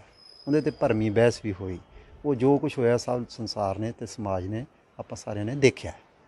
ਸੋ ਇਹ ਗੱਲਾਂ ਜਿਹੜੀਆਂ ਸੀ ਉਸ ਮੋਰਚੇ ਦੇ ਕਾਰਨ ਅਤੇ ਉਸ ਗੱਲਬਾਤ ਦੇ ਕਾਰਨ ਹੋਈਆਂ। ਜਿੱਥੇ ਆ ਕੇ ਗਲਤੀ ਹੋਈ ਕਿ ਇੱਕ ਤਾਂ ਜਿਹੜੇ ਪੰਜਾਬ ਤੋਂ ਬਾਹਰ ਵਾਲੇ ਬੰਦੇ ਸਨ, ਹਵਾਰਾ ਸਾਹਿਬ ਜਾਂ ਹੋਰ ਇੱਦਾਂ ਦੇ ਰਾਜੋਆਣਾ ਸਾਹਿਬ ਜਾਂ ਹੋਰ ਜੋ ਵੀ ਹੈਗੇ ਸਨ, ਉਹਨਾਂ ਦਾ ਬਾਹਰ ਹੋਣ ਦਾ, ਕਿਉਂਕਿ ਇਹਨਾਂ ਦੇ ਕੇਸ ਪੰਜਾਬ ਤੋਂ ਬਾਹਰ ਵੀ ਸੀ, ਇਸ ਕਰਕੇ ਉਹ ਉਹਨਾਂ ਦੇ ਇਸ ਵਿੱਚ ਉਹਨਾਂ ਨੇ ਲਿਆਂਦੇ ਨਹੀਂ, ਜਾਂ ਇਹਨਾਂ ਨੇ ਇੰਨਾ ਜ਼ੋਰ ਨਹੀਂ ਪਾਇਆ, ਜਾਂ ਉਹ ਮੰਨੇ ਨਹੀਂ। ਇਹ ਇੱਕ ਸਥਿਤੀ ਜਿਹੜੀ ਹੈ ਇੱਕ ਅਲੱਗ ਸੀ। ਪਰ ਇਸ ਸਥਿਤੀ ਦੇ ਉੱਤੇ ਸਾਡੇ ਤੋਂ ਗਲਤੀ ਹੋਈ ਵੀ ਜਿੰਨੀ ਤੇਜ਼ੀ ਨਾਲ ਮੋਰਚਾ ਉਠਾ ਲਿਆ। ਇਹ ਮੋਰਚਾ ਉਠਾਉਣ ਤੋਂ ਪਹਿਲਾਂ ਜੇਕਰ ਅਸੀਂ ਸਿੱਖ ਪੰਥ ਦੀਆਂ ਧਾਰਮਿਕ ਜਥੇਬੰਦੀਆਂ ਜਿਨ੍ਹਾਂ ਨੇ ਸਾਨੂੰ ਬੜਾ ਸਮਰਥਨ ਦਿੱਤਾ ਸੀ, ਉਹਨਾਂ ਨਾਲ ਮੀਟਿੰਗ ਦੇ ਰੂਪ 'ਚ ਇਹ ਸਾਰੀ ਗੱਲ ਨੂੰ ਸਾਂਝੀ ਕਰਦੇ। ਜਿਹੜੇ ਕੋਈ ਬੁੱਧੀਜੀਵੀ ਪੜ੍ਹੇ ਲਿਖੇ ਵਰਗ ਸੀ, ਉਹਨਾਂ ਦੇ ਨਾਲ ਸਾਨੂੰ ਇੱਕ ਮੀਟਿੰਗ 'ਚ ਵੱਖਰਾ ਸਾਂਝਾ ਕਰਦੇ। ਇੱਕ ਦਿਨ ਅਸੀਂ ਕੋਈ ਪੰਥਕ ਜਥੇਬੰਦੀਆਂ ਜਾਂ ਕੋਈ ਰਾਜਨੀਤਿਕ ਵਿਅਕਤੀ ਜਿਹੜੇ ਨਾਲ ਜੁੜੇ ਹੋਏ ਸਾਥ ਦੇ ਰਹੇ ਸਨ, ਉਹਨਾਂ ਨਾਲ ਸਾਂਝਾ ਕਰਦੇ। ਅਤੇ ਹੋ ਸਕਦਾ ਸਾਰੇ ਮੰਥਨ ਵਿੱਚੋਂ ਮੁੜ ਕੇ ਫੈਸਲਾ ਇਹੀ ਹੋ ਜਾਂਦਾ ਉੱਠਣ ਦਾ, ਪਰ ਉਹ ਉੱਠਣ ਲੱਗਿਆਂ ਥੋੜ੍ਹਾ ਜਿਹਾ ਢੰਗ ਜਾਂ ਕੋਈ ਇਹ ਮਤਲਬ ਜਿਹੜੀਆਂ ਗੱਲਾਂ ਇਹ ਇੱਥੇ ਆ ਕੇ ਕਮਜ਼ੋਰੀ ਵਿਖਾਈ ਗਈ ਹੈ। ਇਹ ਗਲਤ ਹੋ ਗਿਆ। ਇਹਨੂੰ ਮਤਲਬ ਕਿ ਉਸ ਢੰਗ ਨਾਲ ਸਮੇਟਿਆ ਨਹੀਂ ਪਾਇਆ। ਅਤੇ ਜਿਹੜੇ ਪੰਜਾਬੋਂ ਬਾਹਰ ਜਿਹੜੇ ਰਹਿ ਗਏ ਸੀ ਬੰਦੇ, ਉਹਨਾਂ ਦਾ ਕੀ ਹੋਏਗਾ ਕੀ ਨਹੀਂ ਹੋਏਗਾ, ਉਹ ਜੋ ਅਸੀਂ ਸੁਣਦੇ ਰਹੇ ਹਾਂ। ਮੈਂ ਤਾਂ ਹਿੱਸਾ ਨਹੀਂ ਸੀ ਕਿਸੇ ਗੱਲਬਾਤ ਦਾ ਕਿ ਉਹ ਅਦਾਲਤ ਵਿੱਚ ਵਕੀਲ ਕਰਾਂਗੇ, ਜਿਹੜਾ ਉਹ ਕੇਸ ਵੀ CBI ਕੋਲ ਗਿਆ ਸੀ, ਉੱਥੇ ਅਸੀਂ ਉਹਨਾਂ ਨੂੰ ਵਾਪਸ ਲੈਂਦੇ ਹਾਂ, ਕੇਸ ਲਵਾਂਗੇ ਜਾਂ ਕੁਛ ਵੀ ਹੈ ਇੱਦਾਂ ਦਾ ਉਹ ਜਿਹੜਾ ਹੈਗਾ ਸੀ। ਸੋ ਉਹਨਾਂ ਦੀ ਇੱਕ ਪ੍ਰਕਿਰਿਆ ਚੱਲਦੀ ਰਹੀ। ਪਰ ਇਹਦੇ ਦਰਮਿਆਨ ਹੀ ਮਤਲਬ ਕਿ ਇਮਾਨਦਾਰੀ ਦੀਆਂ ਕਮੀਆਂ ਨੇ, ਸਰਕਾਰ ਵਾਲੇ ਪਾਸੇ ਵੀ ਕਮੀਆਂ ਨੇ। ਜੇਕਰ ਇਹਨਾਂ ਨੇ ਮਤਲਬ ਕਿ ਉਸ ਗੱਲ 'ਤੇ ਵਿਸ਼ਵਾਸ ਕਰ ਲਿਆ ਅਤੇ ਇਹਨਾਂ ਨੇ ਪੂਰਾ ਮਤਲਬ ਉਦੋਂ ਬਾਅਦ ਉੱਠਣ ਦਾ ਜਾਂ ਵਿਚਾਰਨ ਦਾ ਪੂਰਾ ਢੰਗ ਨਹੀਂ ਅਪਣਾਇਆ, ਇਹਨਾਂ ਦੇ ਸਾਡੇ ਤੋਂ ਵੀ ਗਲਤੀ ਹੋਈ ਹੈ। ਅਤੇ ਆਪਣਾ ਸਰਕਾਰ ਨੇ ਵੀ ਪੂਰੀ ਇਮਾਨਦਾਰੀ ਨਾਲ ਮੁੜ ਕੇ ਉਹਨਾਂ ਸੋਚਿਆ ਵੀ ਸਾਡੇ ਸਿਰ ਤੋਂ ਜਿਹੜੀ ਉਹ ਚੀਜ਼ ਸੀ ਟਲ ਗਈ ਹੈ। ਉਹਨਾਂ ਆਪਣੇ ਨੂੰ ਇੱਦਾਂ ਮਹਿਸੂਸ ਕੀਤਾ। ਪਰ ਇਹ ਗੱਲਾਂ ਅਸੀਂ ਸਰਕਾਰ ਨੂੰ ਬੜਾ ਸਪਸ਼ਟ ਦੱਸ ਦੇਣਾ ਚਾਹੁੰਦੇ ਹਾਂ ਕਿ ਉਹ ਮਤਾ ਭੁਲੇਖੇ 'ਚ ਰਹਿਣ, ਮਤਾ ਗਲਤ ਸੋਚਣ। ਇਹ ਚਾਹੇ ਕਾਂਗਰਸ ਹੋਣ, ਚਾਹੇ ਸਾਡੇ ਅਕਾਲੀ ਹੋਣ, ਬਾਦਲ ਦਲ ਜਿਹਨੂੰ ਕਹਿੰਦੇ ਆਪਾਂ, ਇਹ ਮਤਾ ਸੋਚਣ। ਗੁਰੂ ਗ੍ਰੰਥ ਸਾਹਿਬ ਦੀ ਬੇਅਦਬੀ ਦੇ ਮਾਮਲੇ 'ਚ ਕਿਸੇ ਨੂੰ ਮੁਆਫ ਨਹੀਂ ਕੀਤਾ ਜਾਊਗਾ। ਜਿੱਥੇ ਜਿਹਦੀ ਕਤਾਈ ਹੋਈ ਉਹਦੀ ਸਜ਼ਾ ਸਾਡਾ ਸਮਾਜ ਉਹਨੂੰ ਪੂਰੀ ਤਰ੍ਹਾਂ ਦੇਵੇਗਾ। ਅਤੇ ਜੇ ਅਸੀਂ ਵੀ ਮਤਲਬ ਕਿ ਉਹਦੇ 'ਚ ਲੋਕਾਂ ਨੂੰ, ਜਥੇਬੰਦੀਆਂ ਦੇ ਮੁਖੀਆਂ ਨੂੰ, ਸਾਰਿਆਂ ਨੂੰ, ਜਿਹਨੂੰ ਮੈਂ ਕਿਹਾ ਵੀ ਵਿਸ਼ਵਾਸ 'ਚ ਨਹੀਂ ਲਿਆ ਅਤੇ ਆਪਣੇ ਤੌਰ 'ਤੇ ਫੈਸਲਾ ਕੀਤਾ, ਅਤੇ ਸਜ਼ਾ ਸਾਨੂੰ ਵੀ ਉਹਦੀ ਮਿਲੀ ਹੈ। ਅਤੇ ਮੈਂ ਘੱਟੋ ਘੱਟ ਉਸ ਸਜ਼ਾ ਨੂੰ ਸਵੀਕਾਰ ਕਰਕੇ ਅਤੇ ਬੈਠਾ ਹੋਇਆ। ਮੈਂ ਬਹੁਤਾ ਨਹੀਂ ਉਹਨਾਂ ਕੋਈ ਬੋਲਦਾ ਜਿੰਨਾ ਕੋਈ ਮੈਨੂੰ ਲੋੜ ਮਹਿਸੂਸ ਹੁੰਦੀ ਹੈ ਵੀ ਠੀਕ ਹੈ, ਪਰ ਮੈਂ ਬਹੁਤਾ ਜ਼ਿਆਦਾ ਇਹ ਕਿਉਂਕਿ ਮੈਂ ਇਸ ਚੀਜ਼ ਨੂੰ ਸਵੀਕਾਰ ਕਰਦਾ ਕਿ ਉਹ ਉੱਠਣ ਲੱਗਿਆ, ਬੇਸ਼ੱਕ ਮੈਂ ਉਹ ਗੱਲਬਾਤ ਦਾ ਹਿੱਸਾ ਨਹੀਂ ਸੀ, ਪਰ ਮੈਂ ਸਮੂਹਕ ਜ਼ਿੰਮੇਵਾਰੀ ਤੋਂ ਕਦੇ ਬਾਹਰ ਨਹੀਂ ਨਿਕਲ ਸਕਦਾ। ਭਾਈ ਸਾਹਿਬ, ਤੁਸੀਂ ਬੜੀ ਵਧੀਆ ਗੱਲ ਕੀਤੀ ਆ। ਧਿਆਨ ਸਿੰਘ ਮੰਡ ਹੋਣਾ ਦੀ ਆਪਾਂ ਗੱਲ ਕਰ ਲਈ, ਸਾਰੀ ਸਮੁੱਚੀ ਅਗਵਾਈ ਉਹਨਾਂ ਕੋਲ ਸੀ। ਤੁਹਾਨੂੰ ਨਹੀਂ ਭਰੋਸੇ 'ਚ ਲਿਆ ਗਿਆ ਕਿਉਂਕਿ ਮੁੱਢਲੇ ਦੌਰ 'ਚ ਤੁਸੀਂ ਮੁੱਖ ਤੌਰ 'ਤੇ ਉਹਦਾ ਹਿੱਸਾ ਸੋ। ਦੇਖੋ, ਸਾਨੂੰ ਆਖਰੀ ਦਿਨ ਜਿੱਦਣ ਉਹ ਸਮਾਪਤੀ ਸੀ, ਉਸ ਦਿਨ ਸਾਡੇ ਨਾਲ ਸਾਰਿਆਂ ਨਾਲ ਬੈਠ ਕੇ ਮੀਟਿੰਗ ਹੋਈ ਉਹਨਾਂ ਦੀ। ਪਰ ਉਹ ਉਸ ਸਮੇਂ ਹੋਈ ਜਦੋਂ ਮੰਤਰੀ ਜਿਹੜੇ ਸੀ ਉਹ ਵੀ ਲਾਗੇ ਕੋਈ 10-20 ਕਿਲੋਮੀਟਰ ਦੇ ਜਾਂ ਪਿੱਛੇ ਲਾਗੇ ਪਹੁੰਚਣ ਵਾਲੇ ਸਨ। ਹਾਂਜੀ, ਅਤੇ ਜਿਹੜੀ ਪ੍ਰੈਸ ਮੀਡੀਆ ਵੀ ਉੱਥੇ ਬੈਠਾ ਹੋਇਆ ਸੀ, ਅਤੇ ਅਖੰਡ ਪਾਠ ਸਾਹਿਬ ਦਾ ਵੀ ਭੋਗ ਜਿਹੜਾ ਸੀ ਉਹ ਉਸ ਦਿਨ ਪੈ ਚੁੱਕਾ ਸੀ। ਸਵੇਰੇ ਕੀਰਤਨ ਹੋ ਰਿਹਾ ਸੀ, ਅਤੇ ਜਿਹਦੇ 'ਚ ਆ ਕੇ ਮਤਲਬ ਕਿ ਉਹਨਾਂ ਨੇ ਕਰਨਾ ਸੀ। ਉਸ ਸਥਿਤੀ ਵਿੱਚ ਜੋ ਸਾਹਮਣੇ ਸਾਡੇ ਰੱਖੀ ਗਈ ਗੱਲ ਵੀ ਆਹ ਚੀਜ਼ਾਂ ਆਪਣੀਆਂ ਡਿਮਾਂਡਾਂ ਸੀ 3, ਅਤੇ 3 ਡਿਮਾਂਡਾਂ 'ਚੋਂ 3 ਡਿਮਾਂਡਾਂ ਮੰਨੀਆਂ ਗਈਆਂ। ਇੱਕ ਚੌਥੀ ਡਿਮਾਂਡ ਜਿਹੜੀ ਸੀ ਡਿਮਾਂਡ ਦਾ ਹਿੱਸਾ ਨਹੀਂ ਸੀ, ਪਰ ਬਾਅਦ 'ਚ ਸ਼ਾਮਲ ਹੋ ਗਈ ਸੀ। ਉਹ ਹੈਗੀ ਸੀ ਕੋਟਕਪੂਰੇ ਵਾਲੀ, ਮਤਲਬ ਵੱਖਰਾ ਕਰਕੇ ਨਹੀਂ ਰੱਖਿਆ, ਪਰ ਉਹ ਕੇਸ ਇੱਕ ਵੱਖਰਾ ਚੌਥਾ ਹਿੱਸਾ ਬਣ ਚੁੱਕਾ ਇਹਦੇ ਵਿੱਚ। ਉਹਦੇ ਵਿੱਚ ਵੀ ਜਿਹੜੀ ਸੀ ਉਹਦੀ ਜਾਂਚ ਵਿੱਚ ਵੀ ਜਿਹੜੇ ਬੰਦੇ ਸਨ, ਸੈਣੀ, ਕੋਈ ਹੋਰ ਅਫਸਰ ਵੀ ਸਨ ਨਾਲ, ਜਿਹੜੇ ਕੋਈ ਰਾਜਨੀਤਿਕ ਬੰਦੇ ਸਨ, ਉਹਨਾਂ ਦਾ ਵੀ ਜ਼ਿਕਰ ਕਰਕੇ ਉਹ ਇੱਕ ਕੇਸ ਜਿਹੜਾ ਸੀ ਉਹ ਵੱਖਰੇ ਤਰ੍ਹਾਂ ਦਾ ਸੀ, ਜਿਹੜਾ ਉਹ ਸਾਡੇ ਸਾਹਮਣੇ ਚਲਾਨ ਦੇ ਰੂਪ 'ਚ ਵੀ ਆਪਾਂ ਦੇਖ ਚੁੱਕੇ ਹਾਂ, ਚਲਾਨ ਪੇਸ਼ ਹੋ ਚੁੱਕਾ। ਉਹ ਇੱਕ ਚੌਥੀ ਚੀਜ਼ ਜਿਹੜੀ 3 'ਤੇ ਸੀ, ਅਤੇ 3 ਦੀਆਂ ਗਾਂ 5 ਹਿੱਸੇ ਹੋ ਗਏ, ਮੁਆਵਜ਼ਾ ਅਤੇ ਕੋਟਕਪੂਰੇ ਵਾਲਾ ਕੇਸ 2 ਵਿੱਚ ਇਹ ਸ਼ਾਮਲ ਹੋ ਗਏ। ਅਤੇ 3 ਪਹਿਲੀਆਂ ਦੇ 2 5, ਅਤੇ 5 'ਚ ਜਿਹੜੀ ਰਿਹਾਈਆਂ ਵਾਲੀ ਗੱਲ ਸੀ ਉਹ ਮਤਲਬ ਮੇਰੇ ਖਿਆਲ 'ਚ ਅੱਧ ਪਚੱਧ 'ਚ ਲਟਕ ਗਈ ਸਾਰੀ। ਉਹ ਸਾਡੇ ਤੋਂ ਭਾਵੇਂ ਮੋਰਚੇ ਦੀ ਰਫ਼ਤਾਰ ਘਟਾ ਦਿੰਦੇ, ਪਬਲਿਕ ਘੱਟ ਕਰ ਦਿੰਦੇ, ਕੋਈ ਹੋਰ ਢੰਗ ਵੀ ਅਪਣਾਇਆ ਜਾ ਸਕਦਾ ਸੀ, ਸਾਰਿਆਂ ਨੂੰ ਵਿਸ਼ਵਾਸ 'ਚ ਵੀ ਲਿਆ ਜਾ ਸਕਦਾ ਸੀ। ਸਮਾਪਤੀ ਵੀ ਹੋ ਜਾਂਦੀਆਂ ਨੇ, ਇਹ ਕੋਈ ਗੱਲ ਨਹੀਂ ਹੁੰਦੀਆਂ। ਰਾਜਨੀਤੀ ਵਿੱਚ ਬੜਾ ਕੁਝ ਚੱਲਦਾ ਹੈ ਵੀ ਜਿਹਦੇ ਵਿੱਚ ਕੌਮਾਂ ਦੇ ਨੁਕਸਾਨ, ਕੌਮਾਂ ਦੀ, ਕਿਉਂਕਿ ਬੜੀ ਇਮਾਨਦਾਰੀ ਨਾਲ ਸਭ ਤੋਂ ਵੱਡੀ ਗੱਲ ਸੀ ਵੀ ਇੱਥੇ ਸਾਰਿਆਂ ਨੂੰ ਵਿਸ਼ਵਾਸ 'ਚ ਲਿਆ। ਔਰ ਇੱਕ ਗੱਲ ਪਹਿਲੀ ਵਾਰੀ ਇਹ ਵਿਖਾਈ ਗਈ ਕਿ ਇਹ ਮੋਰਚਾ ਸ਼ਾਂਤ ਹੈ। ਉੱਠਣ ਤੱਕ ਵੀ ਕਿਸੇ ਨੇ ਕਿਸੇ ਨੂੰ ਕਹਿੰਦੇ ਵੀ ਇੱਕ ਧੱਕਾ ਮੁੱਕੀ ਵੀ ਨਹੀਂ ਹੋਇਆ, ਕਿਸੇ ਨੂੰ ਕਿਸੇ ਨੇ ਓਏ ਵੀ ਨਹੀਂ ਕਿਹਾ, ਮਾੜਾ ਸ਼ਬਦ ਵੀ ਮੂੰਹੋਂ ਨਹੀਂ ਬੋਲਿਆ। ਅਮਨ ਨਾਲ ਸਰਬੱਤ ਖਾਲਸੇ ਤੋਂ ਲੈ ਕੇ ਜਾਂ ਪੰਜਾਬ ਬੰਦ ਕੀਤਾ, ਜਿਹੜਾ ਸੀਲ ਕੀਤਾ ਸੀ, ਉਦੋਂ ਤੋਂ ਲੈ ਕੇ ਸਮਾਪਤੀ ਤੱਕ ਬਿਲਕੁਲ ਅਮਨ ਸ਼ਾਂਤੀ ਦੇ ਢੰਗ ਨਾਲ ਹੀ ਇਹ ਸੰਪੂਰਨ ਹੋਇਆ। ਕਿਤੇ ਪਹਿਲਾਂ ਆਪਾਂ ਦੋਸ਼ੀ ਮੰਨਦੇ ਸਾਂ ਸਿਸਟਮ ਨੂੰ, ਸਰਕਾਰ ਨੂੰ, ਸ੍ਰੀ ਗੁਰੂ ਗ੍ਰੰਥ ਸਾਹਿਬ ਦੀ ਬੇਅਦਬੀ ਦੀਆਂ ਘਟਨਾਵਾਂ ਨੂੰ ਮੁੱਖ ਰੱਖ ਕੇ। ਕੁਝ ਲੋਕਾਂ ਨੂੰ ਦੋਸ਼ੀ ਮੰਨਦੇ ਹਾਂ ਕਿ ਇਹਨਾਂ ਨੇ ਬੇਅਦਬੀ ਜਿਹੜੀ ਹੈ ਕੀਤੀ ਹੋ ਸਕਦੀ ਹੈ। ਅਸੀਂ ਇੱਕ ਸਿੱਖਾਂ ਦੀ ਜਿਹੜੀ ਹੈ ਨੁਮਾਇੰਦਗੀ ਕੀਤੀ ਇਹਨਾਂ ਮਾਮਲਿਆਂ ਨੂੰ ਲੈ ਕੇ ਇਨਸਾਫ ਦਿਵਾਉਣ ਲਈ। ਇਨਸਾਫ ਨਹੀਂ ਮਿਲਿਆ, ਉਲਟਾ ਜਿਹੜਾ ਸੰਘਰਸ਼ ਆ ਉਹ ਵੀ, ਮੋਰਚਾ ਵੀ ਸਮਾਪਤ ਹੋ ਗਿਆ। ਜਥੇਦਾਰਾਂ 'ਚ ਜਿਹੜੇ ਵਿਚਾਰਕ ਮਤਭੇਦ ਆ ਗਏ। ਹੁਣ ਕਿਤੇ ਇਹ ਨਹੀਂ ਲੱਗਦਾ ਜੋ ਲੋਕ ਕਹਿੰਦੇ ਨੇ ਕਿ ਤੁਸੀਂ ਵੀ, ਇਹ ਜਿਹੜੀ ਸਮੁੱਚੀ ਟੀਮ ਸੀ ਇਹ ਵੀ ਦੋਸ਼ੀਆਂ ਦੇ ਬਰਾਬਰ ਹੀ ਖੜੀ ਹੋ ਗਈ ਹੈ? ਦੇਖੋ, ਉੱਥੇ 2 ਗੱਲਾਂ ਬੜੀਆਂ ਸਪਸ਼ਟ ਤੁਸੀਂ ਕਹਿ ਤਾ। ਗੁਰੂ ਗ੍ਰੰਥ ਸਾਹਿਬ ਦੇ ਜਿਹੜੀ ਜਾਂਚ ਸੀ ਸੈੱਟ ਨੇ ਦਿੱਤੀਆਂ ਨੇ, ਪਹਿਲੀ ਸੈੱਟ ਨੇ ਦਿੱਤੀ, ਦੂਜੇ ਨੇ ਦਿੱਤੀ, ਜਿਹੜੇ ਉਹ ਆਏ ਉਹਦੇ ਵਿੱਚ ਉਹ 26-27 ਬੰਦੇ ਜਿੰਨੇ ਵੀ ਉਹ ਗਿਣਤੀ 'ਚ ਨੇ, ਉਹ ਤਾਂ ਕਾਗਜ਼ੀ ਪੱਤਰੀ ਆ। ਉਹ ਕਾਗਜ਼ੀ ਪੱਤਰੀ ਉਹ ਸਾਰੇ ਬੰਦੇ ਫੜੇ ਗਏ। ਉਹਨਾਂ 'ਚੋਂ ਕੋਈ ਇੱਕ ਅੱਧਾ ਮੇਰਾ ਖਿਆਲ ਕੋਈ ਭਗੌੜਾ ਵੀ ਅਜੇ, ਭਗੌੜਾ ਬੰਦਾ ਜਦੋਂ ਕਾਗਜ਼ਾਂ 'ਚ ਆ ਗਿਆ ਉਹ ਤੋਂ ਫੜਿਆ ਜਾ ਸਕਦਾ, ਕਦੇ ਵੀ ਫੜਿਆ ਜਾ ਸਕਦਾ। ਇੱਕ ਬੰਦਾ ਮੇਰਾ ਖਿਆਲ ਉਹ ਮਰ ਗਿਆ, ਉਹ ਅੰਦਰ ਜੇਲ੍ਹ 'ਚ ਹੀ, ਇੱਕ ਕਿਸੇ ਨੇ ਉਹਨੂੰ ਇੱਦਾਂ ਕੋਈ ਘਟਨਾ ਹੋ ਗਈ ਆ। ਤਾਂ ਉਹ ਜਿਹੜੇ ਬੰਦੇ ਨੇ ਫੜੇ ਗਏ ਆ, ਗੁਰੂ ਗ੍ਰੰਥ ਸਾਹਿਬ ਦੇ ਦੋਸ਼ੀਆਂ ਦੇ ਮਾਮਲੇ 'ਚ ਬੰਦੇ ਫੜੇ ਗਏ ਆ। ਜਿਹੜੇ ਬੰਦਿਆਂ ਨੂੰ ਸ਼ਹੀਦ ਕਰਨ ਵਾਲੇ ਉਹਨਾਂ ਦੇ ਮਾਮਲੇ 'ਚ ਉਹਨਾਂ ਦੇ ਅਫਸਰਾਂ ਦੇ ਉੱਤੇ ਕਾਰਵਾਈ ਜਿਹੜੀ ਹੈ ਕਾਨੂੰਨੀ ਤੌਰ 'ਤੇ ਚੱਲ ਰਹੀ ਹੈ। ਉਹ ਜ਼ਮਾਨਤ ਲੈ ਕੇ ਹਾਈ ਕੋਰਟ 'ਚੋਂ ਜ਼ਮਾਨਤ ਲੈ ਕੇ ਉਹਨਾਂ ਦੇ ਉੱਤੇ ਤਾਂ FIR ਦਰਜ ਕਰਕੇ ਅਤੇ ਬਾਕਾਇਦਾ ਉਹਨਾਂ ਅਹੁਦਿਆਂ ਤੋਂ ਹਟਾ ਕੇ ਅਤੇ ਉਹਨਾਂ ਨੂੰ ਤਾਂ ਗ੍ਰਿਫਤਾਰੀ ਉਹਨਾਂ ਦੀ ਕੀਤੀ ਗਈ। ਉਹ ਹਾਈ ਕੋਰਟ 'ਚੋਂ ਜ਼ਮਾਨਤ ਲੈ ਕੇ ਉਹ ਅਲੱਗ ਚੀਜ਼ ਹੈ। 2 ਕੇਸ ਜਿਹੜੇ ਆ ਬੜੇ ਸਪਸ਼ਟ ਨੇ ਕਿ ਗੁਰੂ ਗ੍ਰੰਥ ਸਾਹਿਬ ਵਾਲੇ ਅਤੇ ਸ਼ਹੀਦੀ ਵਾਲੇ, ਇਹ ਦੋਨੇ ਮਾਮਲੇ ਜਿਹੜੇ ਨੇ ਮੁਕੰਮਲ ਢੰਗ ਨਾਲ ਇਹ ਪ੍ਰੋਪਰ ਚੈਨਲ ਇਹ ਗੱਲ ਹੋਈ ਹੈ। ਤੀਜੀ ਮੁਆਵਜ਼ੇ ਵਾਲੀ ਵੀ ਪ੍ਰੋਪਰ ਚੈਨਲ ਮੇਰੇ ਖਿਆਲ 'ਚ ਲਗਭਗ ਸਿਰੇ ਚੜ੍ਹੀ ਹੈ। ਕਰੋੜ ਰੁਪਈਆ ਜ਼ਖਮੀਆਂ ਨੂੰ, ਇੱਕ ਨੂੰ 60, ਇੱਕ ਨੂੰ ਕੋਈ 40 50, ਅਤੇ ਇੱਦਾਂ ਕਰਕੇ ਬਾਕੀਆਂ ਨੂੰ ਕੋਈ 10 ਲੱਖ, ਜਿਹੜੇ ਜੋ ਜਿੱਦਾਂ ਦਾ ਵੀ ਕੋਈ ਸਿਸਟਮ ਸੀ। ਸੋ ਉਹ ਵੀ ਇੱਕ ਗੱਲ ਹੋਈ। ਗੱਲ ਜਿੱਥੇ ਆ ਕੇ ਰਹੀ ਹੈ ਰਿਹਾਈਆਂ ਵਾਲੇ ਮਾਮਲਾ ਜਿਹੜਾ ਸੀ, ਕੋਟਕਪੂਰੇ ਵਾਲਾ ਕੇਸ ਜਿਹੜਾ ਸੀ, ਉਹ ਅੱਜ ਵੀ ਆਪਾਂ ਵੇਖ ਲਿਆ ਚਲਾਨ ਪੇਸ਼ ਹੋ ਚੁੱਕਾ ਉਹਨਾਂ ਦਾ। ਪਹਿਲਾਂ ਵੀ ਇੱਕ ਚਲਾਨ ਦੇ ਜਿਹੜੇ ਪਹਿਲਾ ਇੱਕ ਹੁੰਦਾ ਉਹ ਜੋ ਵੀ ਸਿਸਟਮ, ਸਾਨੂੰ ਇਹਨਾਂ ਕਾਨੂੰਨੀ ਜਾਣਕਾਰੀ ਨਹੀਂ ਗਈ, ਪਰ ਉਹ ਚਲਾਨ ਪੇਸ਼ ਜਿਹੜੇ ਆ ਉਹ ਸੁਖਬੀਰ 'ਤੇ ਵੀ, ਸੈਣੀ 'ਤੇ ਵੀ, ਅਤੇ ਉਹ ਸਰਸੇ ਵਾਲੇ 'ਤੇ ਵੀ, ਉਹਨਾਂ 'ਤੇ ਵੀ ਹੋ ਚੁੱਕੇ ਆ। ਇੱਕ ਹੋਰ ਅਫਸਰ ਨੇ ਕੋਈ IG ਲੈਵਲ ਦੇ, ਉਹਨਾਂ 'ਤੇ ਵੀ ਹੋ ਚੁੱਕੇ ਆ। ਸੋ ਉਹ ਇੱਕ ਪੂਰੇ ਦਾ ਪੂਰਾ ਜਿਹੜਾ ਕੋਟਕਪੂਰੇ ਵਾਲਾ ਕੇਸ ਵੀ ਜਿਹੜਾ ਉਹ ਇੱਥੇ ਖੜਾ ਚਲਾਨ। ਉਹਨਾਂ ਦੇ ਵੀ ਸੋਰਸ ਬੜੇ ਆ, ਉਹ ਬੜੇ ਸਰਕਾਰਾਂ ਨਾਲ ਰਹੇ ਆ, ਬੜੀ ਦੂਰ ਤੱਕ ਲੰਬੇ ਹੱਥ ਨੇ, ਉਹ ਆਪਣੇ ਢੰਗ ਨਾਲ ਚੱਲਦੇ ਆ, ਉਹ ਵੀ ਉਹ ਕਰਦੇ, ਉਹ ਵੱਖਰੀ ਗੱਲ। ਰਿਹਾਈਆਂ ਵਾਲੇ ਮਾਮਲੇ ਵਿੱਚ ਉਹ ਮੈਂ ਸਮਝਦਾ ਕਿ ਤੀਜਾ ਕੋਈ ਹਿੱਸਾ ਗੱਲ ਜਿਹੜੀ ਪੰਜਾਬ ਵਾਲੇ ਸੀ, ਉਹਨਾਂ ਨੂੰ ਜ਼ਮਾਨਤਾਂ ਮਿਲ ਗਈਆਂ। ਉਹ ਹੁਣ ਵੀ ਆਉਂਦੇ ਜਾਂਦੇ ਰਹਿੰਦੇ ਆ, ਜਿਵੇਂ ਭੁੱਲਰ ਆ ਗਿਆ, ਦੂਜਾ ਆ ਗਿਆ, ਕਿਤੇ ਕੋਈ ਆ ਗਿਆ, ਜ਼ਮਾਨਤਾਂ 'ਤੇ ਆਉਂਦੇ ਆ, ਚਲੇ ਜਾਂਦੇ ਆ। ਉਹਨਾਂ ਦਾ ਇੱਦਾਂ ਦਾ ਚੱਲ ਗਿਆ। ਜਿਹੜੇ ਪੰਜਾਬੋਂ ਬਾਹਰ ਵਾਲੇ ਸੀ ਉਹਨਾਂ ਦੇ ਉੱਤੇ ਖੜੋਤ ਹੈ, ਉਹ ਸਿਰਫ ਚਿੱਠੀ ਪੱਤਰ ਜ਼ਰੂਰ ਹੋਇਆ ਹੈ ਸਰਕਾਰ ਵੱਲੋਂ, ਪਰ ਉਹਦਾ ਉਸ ਤੋਂ ਗਾਂ ਕੋਈ ਨਤੀਜਾ ਨਹੀਂ ਨਿਕਲਿਆ। ਇਹਨਾਂ ਮਾਮਲਿਆਂ ਤੇ ਮੋਰਚਾ ਸਫਲ ਹੈ ਜੀ? ਨਹੀਂ, ਜੇ ਉਹ ਰਿਹਾ ਹੋ ਜਾਂਦੇ ਸਿੰਘ ਸਾਰੇ ਫਿਰ ਮੋਰਚਾ ਸਫਲ ਸੀ। ਭਾਈ ਸਾਹਿਬ ਇੱਕ ਰਿਹਾਈ ਹੋ ਜਾਂਦੀ ਫਿਰ ਮੋਰਚਾ ਸਫਲ ਸੀ। ਨਹੀਂ, ਇੱਕ ਗੱਲ ਫਿਰ ਉੱਭਰ ਕੇ ਸਾਹਮਣੇ ਆ ਜਾਂਦੀ ਹੈ ਕਿ ਇਸ ਜਿਹੜੀ ਸਿੱਟ ਬੈਠੀ ਸੀ, ਜਸਟਿਸ ਰਣਜੀਤ ਸਿੰਘ ਕਮਿਸ਼ਨ ਸੀ ਸ਼ਾਇਦ, ਉਹਦੇ ਵਿੱਚ ਤੇ ਸਰਦਾਰ ਪ੍ਰਕਾਸ਼ ਸਿੰਘ ਬਾਦਲ ਨੂੰ ਵੀ ਉਹਨਾਂ ਦੋਸ਼ੀ ਠਹਿਰਾਇਆ, ਗੁਰੂ ਗ੍ਰੰਥ ਸਾਹਿਬ ਜੀ ਦੀ ਬੇਅਦਬੀ ਦਾ, ਸੁਖਬੀਰ ਬਾਦਲ ਨੂੰ ਵੀ, ਹੋਰਾਂ ਨੂੰ ਵੀ।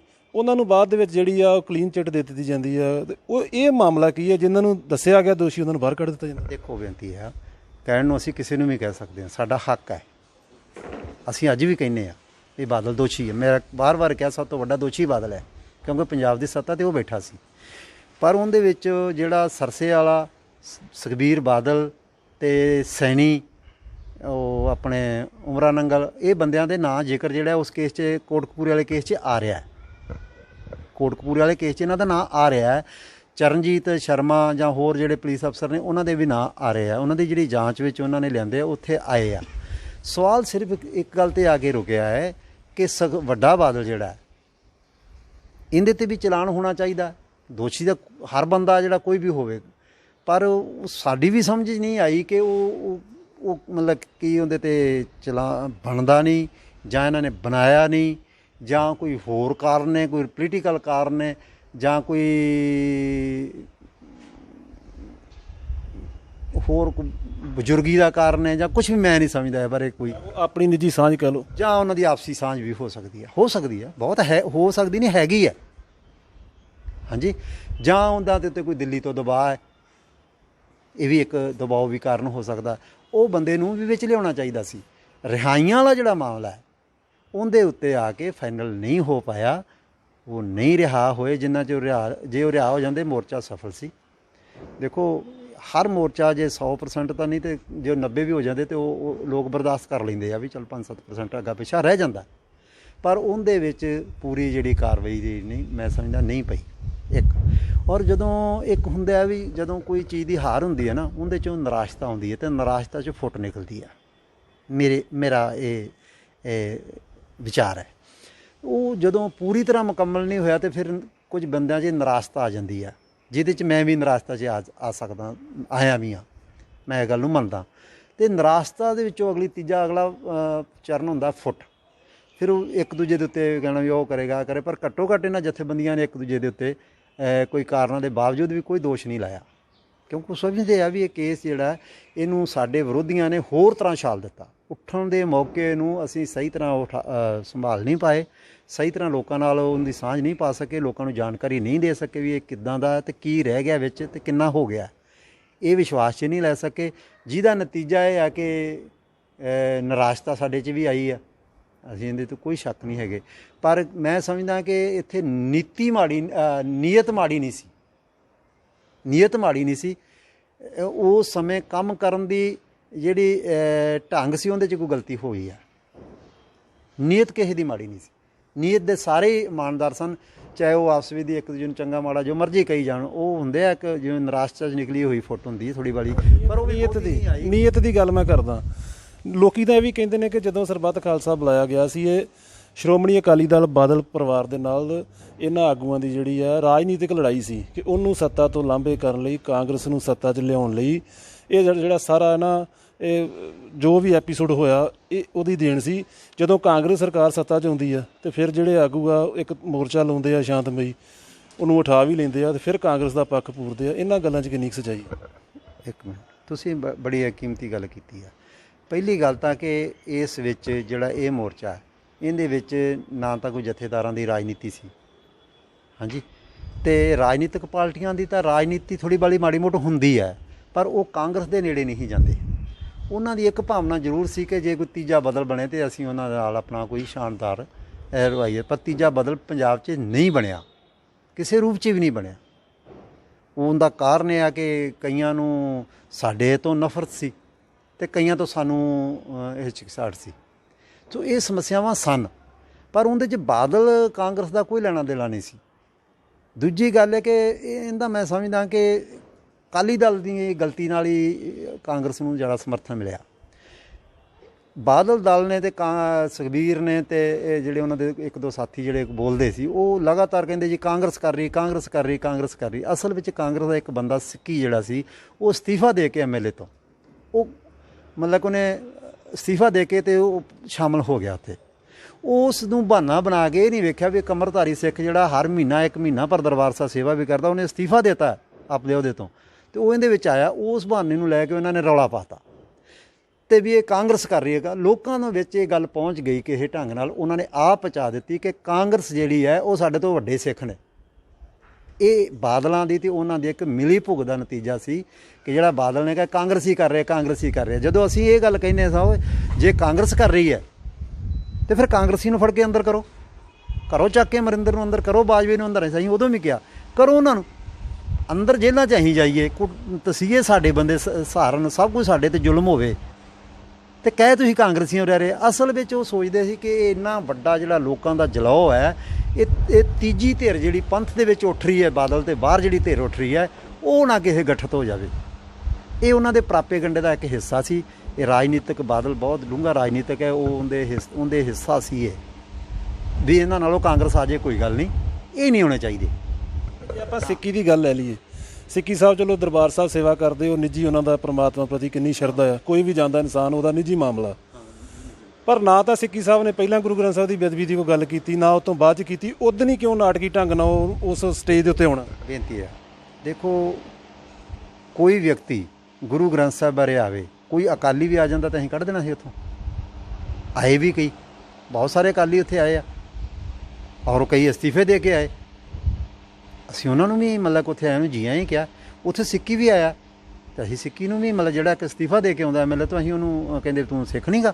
ਇਹ ਗੱਲਾਂ ਗਲਤ ਨੇ। ਅਸੀਂ ਸਰਬੱਤ ਖਾਲਸਾ ਸੱਦਿਆ, ਅਸੀਂ ਉੱਥੇ ਆਪਣਾ ਗੁਰ ਇਕੱਠ ਨਹੀਂ ਸੱਦਿਆ ਕਿ ਸਾਡੀਆਂ ਜਥੇਬੰਦੀਆਂ ਦਾ ਇਕੱਠ ਹੈ ਨਾ। ਸਰਬੱਤ ਵਿੱਚ ਸਾਰੇ ਸਿੱਖ ਆਉਂਦੇ ਆ। ਜੇ ਉਸ ਸਰਬੱਤ ਖਾਲਸੇ ਵਿੱਚ ਹੋਰ ਵੀ ਕੋਈ ਆ ਜਾਂਦੇ ਜਿਨ੍ਹਾਂ ਨਾਲ ਸਾਡੀ ਨਹੀਂ ਸੀ ਬਣਦੀ, ਤੁਸੀਂ ਦੇਖਿਆ ਜੱਸਾ ਸਿੰਘ ਆਹਲੂਵਾਲੀਆ ਤੇ ਰਾਮਗੜ੍ਹੀ ਕਈ ਵਾਰੀ ਮਤਭੇਦ ਹੋ ਜਾਂਦੇ ਸੀ, ਪਰ ਇਹ ਥੋੜ੍ਹਾ ਸੀ ਉਹ ਸਰਬੱਤ ਖਾਲਸੇ ਦਾ ਹਿੱਸਾ ਨਹੀਂ ਰਹਿੰਦੇ। ਉਹ ਵੀ ਹਿੱਸਾ ਰਹਿੰਦੇ ਸਨ, ਉਹ ਵੀ ਹਿੱਸਾ ਸੀ, ਉਹ ਵੀ ਹਿੱਸਾ ਸਨ। ਇਹ ਗੱਲਾਂ ਨਹੀਂ ਹੁੰਦੀਆਂ। ਦਰਅਸਲ ਇਹ ਆ ਕਿ ਇਹਨਾਂ ਦੀ ਰਾਜਨੀਤਿਕ ਲੋਕ ਸੀ, ਮੀਡੀਆ ਇਹਨਾਂ ਦੇ ਕੋਲ ਸੀ, ਪ੍ਰੈਸ ਇਹਨਾਂ ਦੇ ਕੋਲ ਸੀ। ਇਹਨਾਂ ਕਾਂਗਰਸ ਦਾ ਰੌਲਾ ਪਾਤਾ। ਜਦੋਂ ਕਾਂਗਰਸ ਦਾ ਰੌਲਾ ਪਾਤਾ ਤੇ ਲੋਕਾਂ ਦੀ ਵੋਟ ਜਿਹੜੀ ਸੀ ਉਹ ਕਾਂਗਰਸ ਵਾਲੇ ਪਾਸੇ ਤਬਦੀਲ ਹੋ ਗਈ। ਤੇ ਜਦ ਕਿ ਕਾਂਗਰਸੀ ਇਹਨਾਂ ਦੇ ਨਾਲ ਰਲੇ ਹੋਏ ਸਨ, ਕਾਂਗਰਸੀ ਤੇ ਇਹਨਾਂ ਦੀਆਂ ਰਿਸ਼ਤੇਦਾਰੀਆਂ ਵੀ ਸਾਂਝੀਆਂ ਸਨ, ਇਹਨਾਂ ਦੇ ਕਾਰੋਬਾਰ ਵੀ ਸਾਂਝੇ ਸਨ, ਇਹਨਾਂ ਦਾ ਸਿਸਟਮ ਵੀ ਸਾਂਝਾ ਸੀ, ਚੋਰੀਆਂ ਵੀ ਸਾਂਝੀਆਂ ਤੇ ਠੱਗੀਆਂ ਵੀ ਸਾਂਝੀਆਂ ਸੀ। ਹਾਂਜੀ, ਇਹ ਦਿਨੇ ਇੱਕ ਦੂਜੇ ਨੂੰ ਬਿਆਨ ਵੀ ਦਿੰਦੇ ਆ, ਰਾਤ ਨੂੰ ਇਕੱਠੇ ਇੱਕੇ ਮੇਜ਼ 'ਤੇ ਬਹਿ ਕੇ ਰੋਟੀ ਵੀ ਖਾਂਦੇ ਆ। ਇਹ ਦੋਵੇਂ ਇੱਕ ਲੰਮੇ ਸਮੇਂ ਤੋਂ ਇਹ ਤਿੰਨ ਚਾਰ ਵਾਰੀ ਉਹ ਕਾਂਗਰਸ 'ਚੋਂ ਅਕਾਲੀ ਦਲ 'ਚ ਚਲੇ ਗਏ, ਕਾਂਗਰਸ ਅਕਾਲੀ ਦਲ 'ਚ ਇੱਧਰ ਆ ਗਏ ਆ। ਇਹ ਇੱਕ ਦੂਜੇ ਨਾਲ ਇਕੱਠੇ ਰਹਿ ਚੁੱਕੇ ਆ। ਵਾਸਤਵ ਦੋਵੇਂ ਪਾਰਟੀਆਂ ਜਿਹੜੀਆਂ ਨੇ ਇਹ ਇੱਕ ਨੇ, ਪਰ ਇਹਨਾਂ ਨੇ ਏ ਤੇ ਬੀ ਦੋ ਰੂਹ ਬਣਾਏ ਹੋਏ ਆ। ਇੱਕ ਏ ਪਾਰਟੀ, ਇੱਕ ਬੀ ਪਾਰਟੀ ਆ। ਇਹ 'ਚ ਕਾਂਗਰਸ ਆ ਜਾਂਦੀ ਹੈ, ਬੀ 'ਚ ਬਾਦਲ ਆ ਜਾਂਦਾ। ਤਾਂ ਉਹ ਜਿਹੜੀਆਂ ਦੋਵੇਂ ਚੀਜ਼ਾਂ ਨੇ ਉਹ ਰਲ ਕੇ ਕੰਮ ਕਰਦੀਆਂ ਨੇ। ਉਸ ਸਮੇਂ ਉਹਨਾਂ ਤੀਜੀ ਧਿਰ ਨੂੰ ਜਾਂ ਸਾਡੇ ਵਾਲੇ ਪੰਥ ਕੌਮ ਨੂੰ ਧਿਰ ਨੂੰ ਕਮਜ਼ੋਰ ਕਰਨ ਵਾਸਤੇ ਉਹਨਾਂ ਨੇ ਕਾਂਗਰਸ ਦਾ ਰੌਲਾ ਪਾਤਾ। ਗੱਲ ਹੋਰ ਕੁਛ ਨਹੀਂ ਸੀ ਹੈਗੀ ਇਹਦੇ ਵਿੱਚ। ਤਾਂ ਅਸੀਂ ਤਾਂ ਇਹਨਾਂ ਨੂੰ ਪੁੱਛਦੇ ਰਹੇ ਵੀ ਦੱਸੋ ਕਿਹੜਾ ਕਾਂਗਰਸੀ ਆਇਆ ਇੱਥੇ? ਉਹ ਇੱਕ ਆਇਆ, ਅਸਤੀਫਾ ਦੇ ਕੇ ਆਇਆ, ਤੁਸੀਂ ਵੀ ਆ ਜਾਓ। 84 ਦਾ ਸਾਕਾ ਵਾਪਰਿਆ, ਕੈਪਟਨ ਨੇ ਤੇ ਦਵਿੰਦਰ ਗਰਚੇ ਦੋ ਐਮਪੀਆਂ ਨੇ ਅਸਤੀਫਾ ਦਿੱਤਾ। ਮੈਂ ਪੁੱਛਦਾ ਕਿਹੜੇ ਅਕਾਲੀ ਐਮਪੀ ਨੇ ਅਸਤੀਫਾ ਦਿੱਤਾ? ਵੀ ਕਿਹੜੇ ਕੰਮ ਅਕਾਲੀ ਐਮਐਲਏ ਨੇ ਅਸਤੀਫਾ ਦਿੱਤਾ 84 'ਚ? ਕੀ ਕਹੀਏ ਇਹਨਾਂ ਨੂੰ ਦੱਸੋ? ਇਹ ਆਪਣੀ ਪੀੜ੍ਹੀ ਥੱਲੇ ਛੋਟਾ ਤਾਂ ਮਾਰਨ, ਖੜੇ ਕਿੱਥੇ ਆ? ਉਹ ਗਰਚੇ ਹਰੀ ਦਾ ਕਰ ਗਏ, ਇਹਨਾਂ ਕੀ ਕੀਤਾ? ਇੱਥੇ ਤਾਂ ਬਾਦਲ ਦਾ ਸਾਲਾ ਜਿਹੜਾ ਉਹ ਦਸਤਖਤ ਕਰਨ ਡਿਆ ਉੱਥੇ ਆਪਣੇ ਤੇ ਦਰਬਾਰ ਸਾਹਿਬ ਦੇ ਹਮਲੇ ਦੀ ਮਨਜ਼ੂਰੀ ਦੇ। ਸੋ ਇਹ ਗੱਲਾਂ ਨੇ, ਇਹਨਾਂ ਨੇ ਰਲ ਕੇ ਕੌਮ ਸਾਡੀ ਦਾ ਸੱਤਿਆਨਾਸ਼ ਕਰਨ ਦਾ ਫੈਸਲਾ ਕੀਤਾ। ਵਿੱਚੋਂ ਇੱਕ ਗਲਤ ਅਨਸਰ ਤੇ ਗਲਤ ਗੰਢੇ 'ਚੋਂ ਗੰਢੇਲ ਪੈਦਾ ਹੋ ਜਾਂਦੀ ਹੈ। ਇਹ ਗੰਢੇਲ ਪੈਦਾ ਹੋਈ ਹੈ ਥੋੜ੍ਹੇ ਕੁ ਲੀਡਰਾਂ ਦੀ, ਇਹ ਸਾਨੂੰ ਇਹ ਕੌਮ ਨੂੰ ਖਰਾਬ ਕਰ ਰਿਹਾ। ਅੱਛਾ ਭਾਈ ਸਾਹਿਬ, ਇੱਕ ਹੋਰ ਲੋਕਾਂ ਦਾ ਸਵਾਲ ਹੈ, ਤੁਸੀਂ ਯੂਨਾਈਟਿਡ ਅਕਾਲੀ ਦਲ ਦੀ ਪ੍ਰਧਾਨਗੀ ਕਰਦੇ ਹੋ, ਬਾਕੀ ਜਿਹੜੇ ਤੁਹਾਡੇ ਨਾਲ ਆਗੂ ਸੀ ਵੱਖ-ਵੱਖ ਜਥੇਬੰਦੀਆਂ ਦੇ ਸੰਸਥਾਵਾਂ ਦੇ ਮੁਖੀ ਨੇ, ਉਹਨਾਂ ਸੰਸਥਾਵਾਂ ਦੇ ਮੁਖੀ ਹੋ ਕੇ ਵੀ ਆਪਾਂ ਜਿਹੜੀ ਆ ਇੱਕ ਜੰਗ ਆ ਆਪਣੇ ਹੱਕਾਂ ਦੀ ਲੜਦੇ ਆ ਰਹੇ ਤੇ ਗਾਂਹ ਵੀ ਲੜ ਸਕਦੇ ਹਾਂ।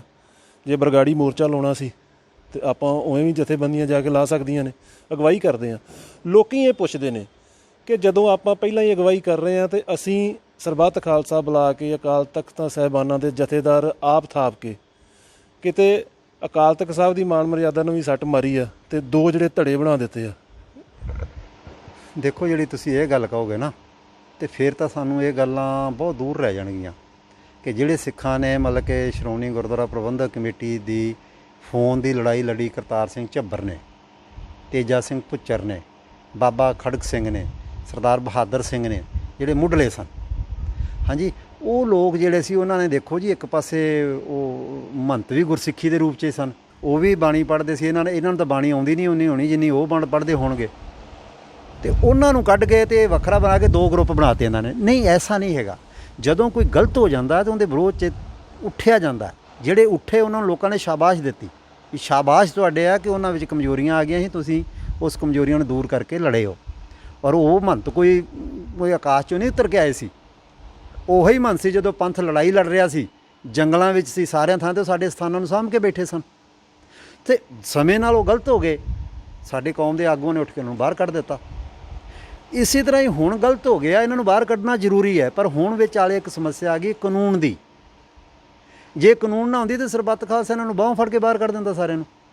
ਪਬਲਿਕ ਤਾਂ ਸਾਰੀ ਦਾ ਇਹਨੂੰ ਬਰਦਾਸ਼ਤ ਕਰਨ ਲਈ ਤਿਆਰ ਨਹੀਂ ਹੈਗੀ। ਜੋ MLA ਅਸੈਂਬਲੀ 'ਚੋਂ ਬਾਹਰ ਕੱਢ ਸਕਦੇ ਲੋਕ, ਤੇ ਸ਼੍ਰੋਮਣੀ ਇੱਥੋਂ ਕਿਉਂ ਨਾ ਕੱਢ ਸਕਦੇ, ਇੱਥੋਂ ਵੀ ਕੱਢ ਸਕਦੇ ਸੀ। ਪਰ ਇੱਥੇ ਕਾਨੂੰਨ ਦੀ ਅੜਚਣ ਹੈ। ਕਾਨੂੰਨ ਕਹਿੰਦਾ ਵੀ ਇਲੈਕਸ਼ਨ ਹੋ ਕੇ ਹੋਊਗਾ।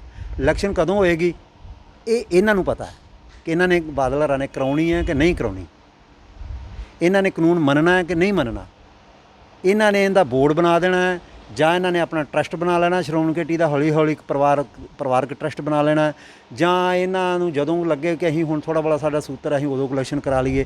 ਇਹ ਇਹਨਾਂ ਦੇ ਉੱਤੇ ਡਿਪੈਂਡ ਹੈ। ਤੇ ਸਰਕਾਰ ਨਾਲ, ਸੈਂਟਰ ਨਾਲ ਤੇ ਦੂਜਿਆਂ ਨਾਲ ਇਹਨਾਂ ਦੀ ਯਾਰੀ ਹੈ, ਪੰਜਾਬ ਨਾਲ। ਇਹ ਇੱਕ ਮਤਲਬ ਕਿ ਇੱਕ ਗਰੁੱਪਾਂ ਦਾ ਇੱਕ ਮਾਫੀਆ ਹੈ, ਰਾਜਸੀ ਮਾਫੀਆ ਹੈ। ਇਹ ਰਾਜਸੀ ਮਾਫੀਆ ਸਾਡੇ ਗੁਰਦੁਆਰਿਆਂ ਦੇ ਉੱਤੇ ਕਾਬਜ ਹੋ ਕੇ ਬੈਠਾ ਹੈ। ਜਿਵੇਂ ਹੁਣ ਗਿਆਨੀ ਹਰਪ੍ਰੀਤ ਸਿੰਘ ਜੀ ਜਥੇਦਾਰ ਨੇ ਸ੍ਰੀ ਅਕਾਲ ਤਖਤ ਸਾਹਿਬ ਦੇ, ਉਹਨਾਂ ਦਾ ਜਿਹੜਾ ਬਿਆਨ ਮੀਡੀਆ ਨੂੰ ਦਿੱਤਾ ਕਿ ਜੇ ਸਰਕਾਰ ਸਾਨੂੰ ਖਾਲਿਸਤਾਨ ਦਿੰਦੀ ਲੈ ਲੈਣਾ ਚਾਹੀਦਾ। ਜੇ ਉਹ ਅਜਿਹੀ ਕੋਈ ਮੂਵਮੈਂਟ ਦੀ ਅਗਵਾਈ ਕਰਦੇ ਨੇ, ਲੋਕ ਉਹਨਾਂ ਨਾਲ ਜੁੜਨਗੇ ਜਾਂ ਤੁਹਾਡੇ ਨਾਲ ਜੁੜਨ ਜੀ? ਦੇਖੋ, ਬੇਨਤੀ ਇਹ ਆ ਕਿ ਗਿਆਨੀ ਹਰਪ੍ਰੀਤ ਸਿੰਘ ਨੇ ਕੀ ਕਿਹਾ ਕੀ ਨਹੀਂ ਕਿਹਾ, ਉਹਨਾਂ ਨੂੰ ਆਪਣੀ ਗੱਲ ਜਿਹੜੀ ਹੈ, ਜੇ ਉਹਨਾਂ ਨੇ ਇਮਾਨਦਾਰੀ ਨਾਲ ਕਹੀ ਤਾਂ ਉਹਨਾਂ ਨੂੰ ਇਮਾਨਦਾਰੀ ਨਾਲ ਲੜਨੀ ਚਾਹੀਦੀ ਹੈ। ਜੇ ਬਾਦਲ ਦਲ ਨੇ ਸਾਰਿਆਂ ਨੇ ਰਲ ਕੇ ਕਹਿਤਾ ਵੀ ਉਹ ਸ਼੍ਰੋਮਣੀ ਕਮੇਟੀ ਨੇ ਵੀ ਪ੍ਰਧਾਨ ਨੇ ਕਿਹਾ ਵੀ ਇਹਨਾਂ ਠੀਕ ਕਹਿਤਾ, ਕੋਲ ਬੈਠਾ ਸੀ, ਕੋਲ ਬਹਿ ਕੇ ਕਹਾਇਆ ਉਹਨਾਂ ਨੇ, ਤੇ ਦਲਜੀਤ ਸਿੰਘ ਨੇ ਕਿਹਾ ਵੀ ਉਹਨਾਂ ਕੋਈ ਗਲਤ ਨਹੀਂ ਕਿਹਾ, ਤੇ ਉਹਨਾਂ ਨੂੰ ਫਿਰ ਇਮਾਨਦਾਰੀ ਕਿਤੇ ਤਾਂ ਵਿਖਾਉਣ, ਕਿਸੇ ਜਗ੍ਹਾ 'ਤੇ ਤਾਂ ਇਮਾਨਦਾਰੀ ਰੱਖਣ।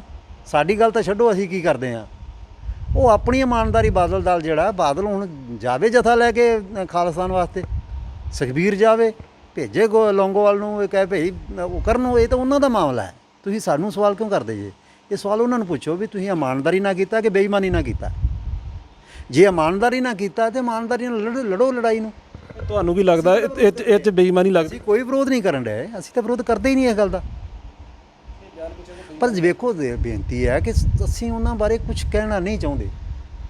ਇਹ ਉਹਨਾਂ ਦੇ ਘਰ ਦਾ ਮਾਮਲਾ ਹੈ, ਉਹ ਕੀ ਕਰਦੇ ਨੇ ਕੀ ਨਹੀਂ ਕਰਦੇ ਉਹ ਦੱਸਣ। ਅਸੀਂ ਐਵੇਂ ਹੀ ਮਤਲਬ ਉਹ ਕੀ ਕਹਿੰਦੇ, ਸੱਦੀ ਨਾ ਬੁਲਾਈ ਤੇ ਮੈਂ ਲਾੜੇ ਦੀ ਤਾਈ, ਅਸੀਂ ਐਵੇਂ ਵਿੱਚ ਲੱਤਾਂ ਲਾਉਂਦੇ ਫਿਰੀਏ। ਉਹ ਕਰਨ ਦੱਸਣ ਕਿ ਬਾਦਲ ਸਾਹਿਬ ਨੇ ਕਹਿ ਕੇ ਉਹਨਾਂ ਤੋਂ ਕਰਵਾਇਆ ਹੈ, ਕਿਉਂਕਿ ਉਹਨੂੰ ਲੋਕ ਮੰਨਣ ਲੱਗ ਗਏ ਵੀ ਗੈਰ ਪੰਥਕ ਬੰਦਾ ਹੈ, ਇਹ ਪੰਥ ਦੋਖੀ ਹੈ। ਲੋਕ ਪਰਿਵਾਰ ਉਹ ਆਪਣੇ ਉਹਨੂੰ ਪੰਥਕ ਬਣਾਉਣ ਵਾਸਤੇ, ਪੰਥਕ ਹੋਣ ਵਾਸਤੇ, ਪੰਥ ਵਿੱਚ ਵਾਪਸੀ ਵਾਸਤੇ ਉਹ ਇਹ ਗੱਲਾਂ ਕਰ ਰਿਹਾ ਹੈ। ਜੇ ਉਹ ਕਰ ਰਿਹਾ ਹੈ ਤੇ ਉਹਨਾਂ ਨੇ ਇਮਾਨਦਾਰੀ ਵੀ ਕੀ ਸੋਚੀ ਹੋਊਗੀ ਵੀ ਅਸੀਂ ਯਾਰ ਇਮਾਨਦਾਰੀ ਨਾ ਹੋ ਸਕਦਾ, ਇਹਨੂੰ ਬਣਾ ਲਈਏ, ਫਿਰ ਇਮਾਨਦਾਰੀ ਪਰਖੀ ਜਾਊ। ਜੇ ਬੇਈਮਾਨੀ ਹੋਊਗੀ ਤਾਂ ਲੋਕਾਂ ਸਾਹਮਣੇ ਉਹ ਵੀ ਆ ਜਾਏਗੀ। ਅੱਛਾ, ਮੇਰਾ ਲਾਸਟ ਸਵਾਲ ਹੈ ਤੁਹਾਨੂੰ ਜੀ, ਕਿ ਇਹ ਸਾਰਾ ਮੂਵਮੈਂਟ ਹੋ ਗਈ, ਤੁਸੀਂ ਹੁਣ ਦੱਸਿਆ ਵੀ ਹੈ ਕਿ ਜਿਹੜਾ ਬਰਗਾੜੀ ਮੋਰਚਾ 'ਚੋਂ ਕਿਤੇ ਨਾ ਕਿਤੇ ਤੁਸੀਂ ਨਿਰਾਸ਼ ਵੀ ਹੋਏ ਹੋ ਕਿ ਅਸੀਂ ਇਨਸਾਫ ਨਹੀਂ ਕਰ ਸਕੇ ਜੋ ਗੱਲਾਂ ਲੈ ਕੇ ਚੱਲੇ ਸਾਂ। ਆਉਣ ਵਾਲੇ ਸਮੇਂ 'ਚ ਤੁਸੀਂ ਘਰ ਬੈਠੇ ਹੋ, ਆਉਣ ਵਾਲੇ ਸਮੇਂ 'ਚ ਇਹਨਾਂ ਜਥੇਦਾਰਾਂ ਨਾਲ ਗੱਠਜੋੜ ਹੋ ਸਕਦਾ, ਫਿਰ ਕੌਮ ਦੀ ਅਗਵਾਈ ਹੋ ਸਕਦੀ ਹੈ? ਜਥੇਦਾਰਾਂ ਨਾਲ ਗੱਠ, ਜਥੇਦਾਰ ਸਾਡੇ ਜਥੇਦਾਰ ਨੇ, ਉਹ ਅਸੀਂ ਉਹਨਾਂ ਦੀ ਇੱਜ਼ਤ ਕਰਦੇ ਹਾਂ, ਸਨਮਾਨ ਕਰਦੇ ਹਾਂ। ਇਹ ਨਹੀਂ ਗੱਲਾਂ ਹੈਗੀਆਂ ਕੋਈ ਵੀ ਇਹੋ ਜਿਹਾ ਵਿਚਾਰਾਂ ਦੇ ਤਾਂ ਕਦੇ ਵੀ ਥੋੜ੍ਹਾ ਬੜਾ ਉਨੀ ਵੀ ਹੁੰਦਾ ਰਹਿੰਦਾ ਹੈ। ਤਾਂ ਇਹ ਤਾਂ ਸਗੋਂ ਲੋਕਤੰਤਰ 'ਚ ਹੋਣਾ ਚਾਹੀਦਾ।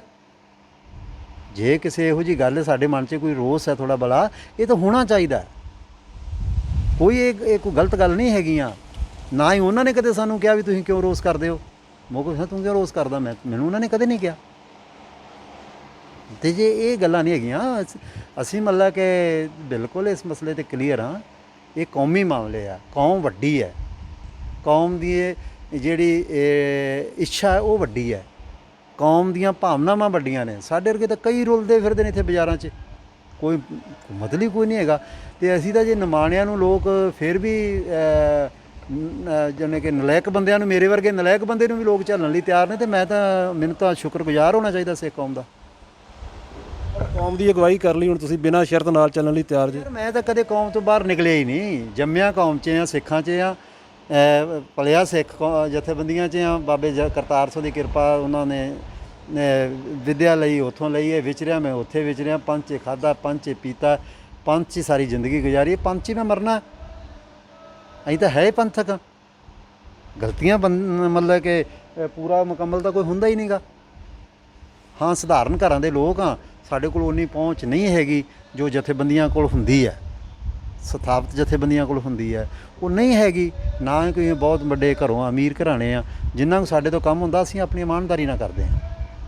ਕੀ ਅਪੀਲ ਕੀ ਕਰੋਗੇ ਸਿੱਖ ਕੌਮ ਨੂੰ ਆਉਣ ਵਾਲੇ ਸਮੇਂ 'ਚ? ਸਿੱਖ ਕੌਮ ਨੂੰ ਮੈਂ ਇਹੀ ਅਪੀਲ ਕਰਾਂਗਾ ਕਿ ਇਹ ਜਿਹੜਾ ਰਾਜਸੀ ਮਾਫੀਆ ਨਾ, ਖੜਾ ਛਡਾ ਜਾਓ ਕਿਸੇ ਤਰ੍ਹਾਂ ਇਹਨਾਂ ਨੂੰ, ਇਹ ਛਡਾ ਜਾਓ। ਕੋਈ ਗੱਲ ਨਹੀਂ, ਮੈਂ ਗਲਤ ਤਾਂ ਛੱਡ ਦਿਓ, ਕੋਈ ਗੱਲ ਨਹੀਂ, ਪਰ ਇਹਨਾਂ ਤੋਂ ਖੜਾ ਛਡਾ ਜਾਓ ਇੱਕ ਵਾਰੀ। ਇਹ ਬਹੁਤ ਰਾਜਸੀ ਮਾਫੀਏ ਨੂੰ ਬਾਹਰ ਕਰਨਾ ਪੰਜਾਬ ਨਹੀਂ, ਤੇ ਪੰਜਾਬ ਨਸ਼ਿਆਂ ਵਿੱਚ, ਪੰਜਾਬ ਕਰਜ਼ੇ ਵਿੱਚ, ਪੰਜਾਬ ਫਾਂਸੀਆਂ ਦੇ ਰੱਸਿਆਂ 'ਤੇ, ਪੰਜਾਬ ਦੇ ਲੋਕ ਜਿਹੜੇ ਨੇ ਬਾਹਰ ਭੱਜਣ 'ਚ, ਪੰਜਾਬ ਜਿਹੜਾ ਉਹ ਧਾਰਮਿਕ ਤੌਰ 'ਤੇ, ਪੰਜਾਬ ਸਮਾਜਿਕ ਤੌਰ 'ਤੇ, ਰਾਜਨੀਤਿਕ ਤੌਰ 'ਤੇ ਘਸਿਆਰਾ ਬਣ ਚੁੱਕਾ, ਇਹਨਾਂ ਬਣਾ ਦਿੱਤਾ। ਇਹ ਹੋਰ ਮਾਰ ਦੇਣਗੇ ਪੰਜਾਬ ਨੂੰ। ਇਸ ਲਈ ਬਹੁਤ ਜ਼ਿਆਦਾ ਜ਼ਰੂਰੀ ਹੈ ਵੀ ਇਸ ਰਾਜਸੀ ਜਿਹੜਾ ਇਹ ਇੱਕ ਗਰੁੱਪ ਹੈ, ਜਿਹੜਾ 2-3 ਹਿੱਸੇ ਬਣਾ ਕੇ ਤੇ ਉਹ ਚੱਲਦਾ ਹੈ, ਇਹਦੇ ਤੋਂ ਖਹਿੜਾ ਛਡਾ ਜਾਓ ਬਸ। ਖਹਿੜਾ ਛਡਾ ਲੈਣ ਤੇ ਅਗਵਾਈ ਕਿਹਨੂੰ ਦੇਣ? ਅਗਵਾਈ ਜਿਹੜਾ ਉਹਨਾਂ ਨੂੰ ਚੰਗਾ ਲੱਗਦਾ ਦੇ ਦੇਣ, ਨਹੀਂ ਅਸੀਂ ਚੰਗੇ ਲੱਗਦੇ ਨਾ ਦਿਓ ਸਾਨੂੰ। ਤੇ ਜੇ ਸਾਡੇ ਅਸੀਂ ਕੋਈ ਮਤਲਬ ਕਿ ਕੌਮ ਦਾ ਨੁਕਸਾਨ ਨਹੀਂ ਕੀਤਾ, ਤੇ ਅਸੀਂ ਵੀ ਕਿਹੜਾ ਭੱਜੇ, ਅਸੀਂ ਝੋਲੀ ਅੱਡਦੇ ਹਾਂ, ਸਾਨੂੰ ਸਾਥ ਦਿਓ, ਅਸੀਂ ਵੀ ਤਿਆਰ ਹਾਂ ਲੜਨ ਲਈ। ਸੋ ਦੋਸਤੋ, ਇਹ ਸਨ ਯੂਨਾਈਟਿਡ ਅਕਾਲੀ ਦਲ ਦੇ ਪ੍ਰਧਾਨ ਭਾਈ ਮੁਕਮ ਸਿੰਘ ਜੀ, ਜਿਨ੍ਹਾਂ ਨੇ ਧਾਰਮਿਕ ਮਾਮਲੇ ਉੱਤੋਂ ਕਾਫੀ ਗੱਲਾਂ ਤੋਂ ਜਿਹੜਾ ਪਰਦਾ ਚੁੱਕਿਆ। ਸੋ ਤੁਸੀਂ ਸਾਡੇ ਨਾਲ ਬਣੇ ਰਹਿਣਾ, ਅਸੀਂ ਤੁਹਾਨੂੰ ਹੋਰ ਵੀ ਜਿਹੜੀਆਂ ਪੰਥਕ ਸ਼ਖਸੀਅਤਾਂ ਨਾਲ ਮਿਲਾਉਂਦੇ ਰਹਾਂਗੇ। ਸੋ ਇਸ ਵੇਲੇ ਕੈਮਰਾ ਪਰਸਨ ਕਰਨ ਦੇ ਨਾਲ ਰੋਜ਼ਾਨਾ ਸਪੋਕਸਮੈਨ TV ਲਈ ਗੁਰਿੰਦਰ ਸਿੰਘ ਬਾਠ, ਅੰਮ੍ਰਿਤਸਰ।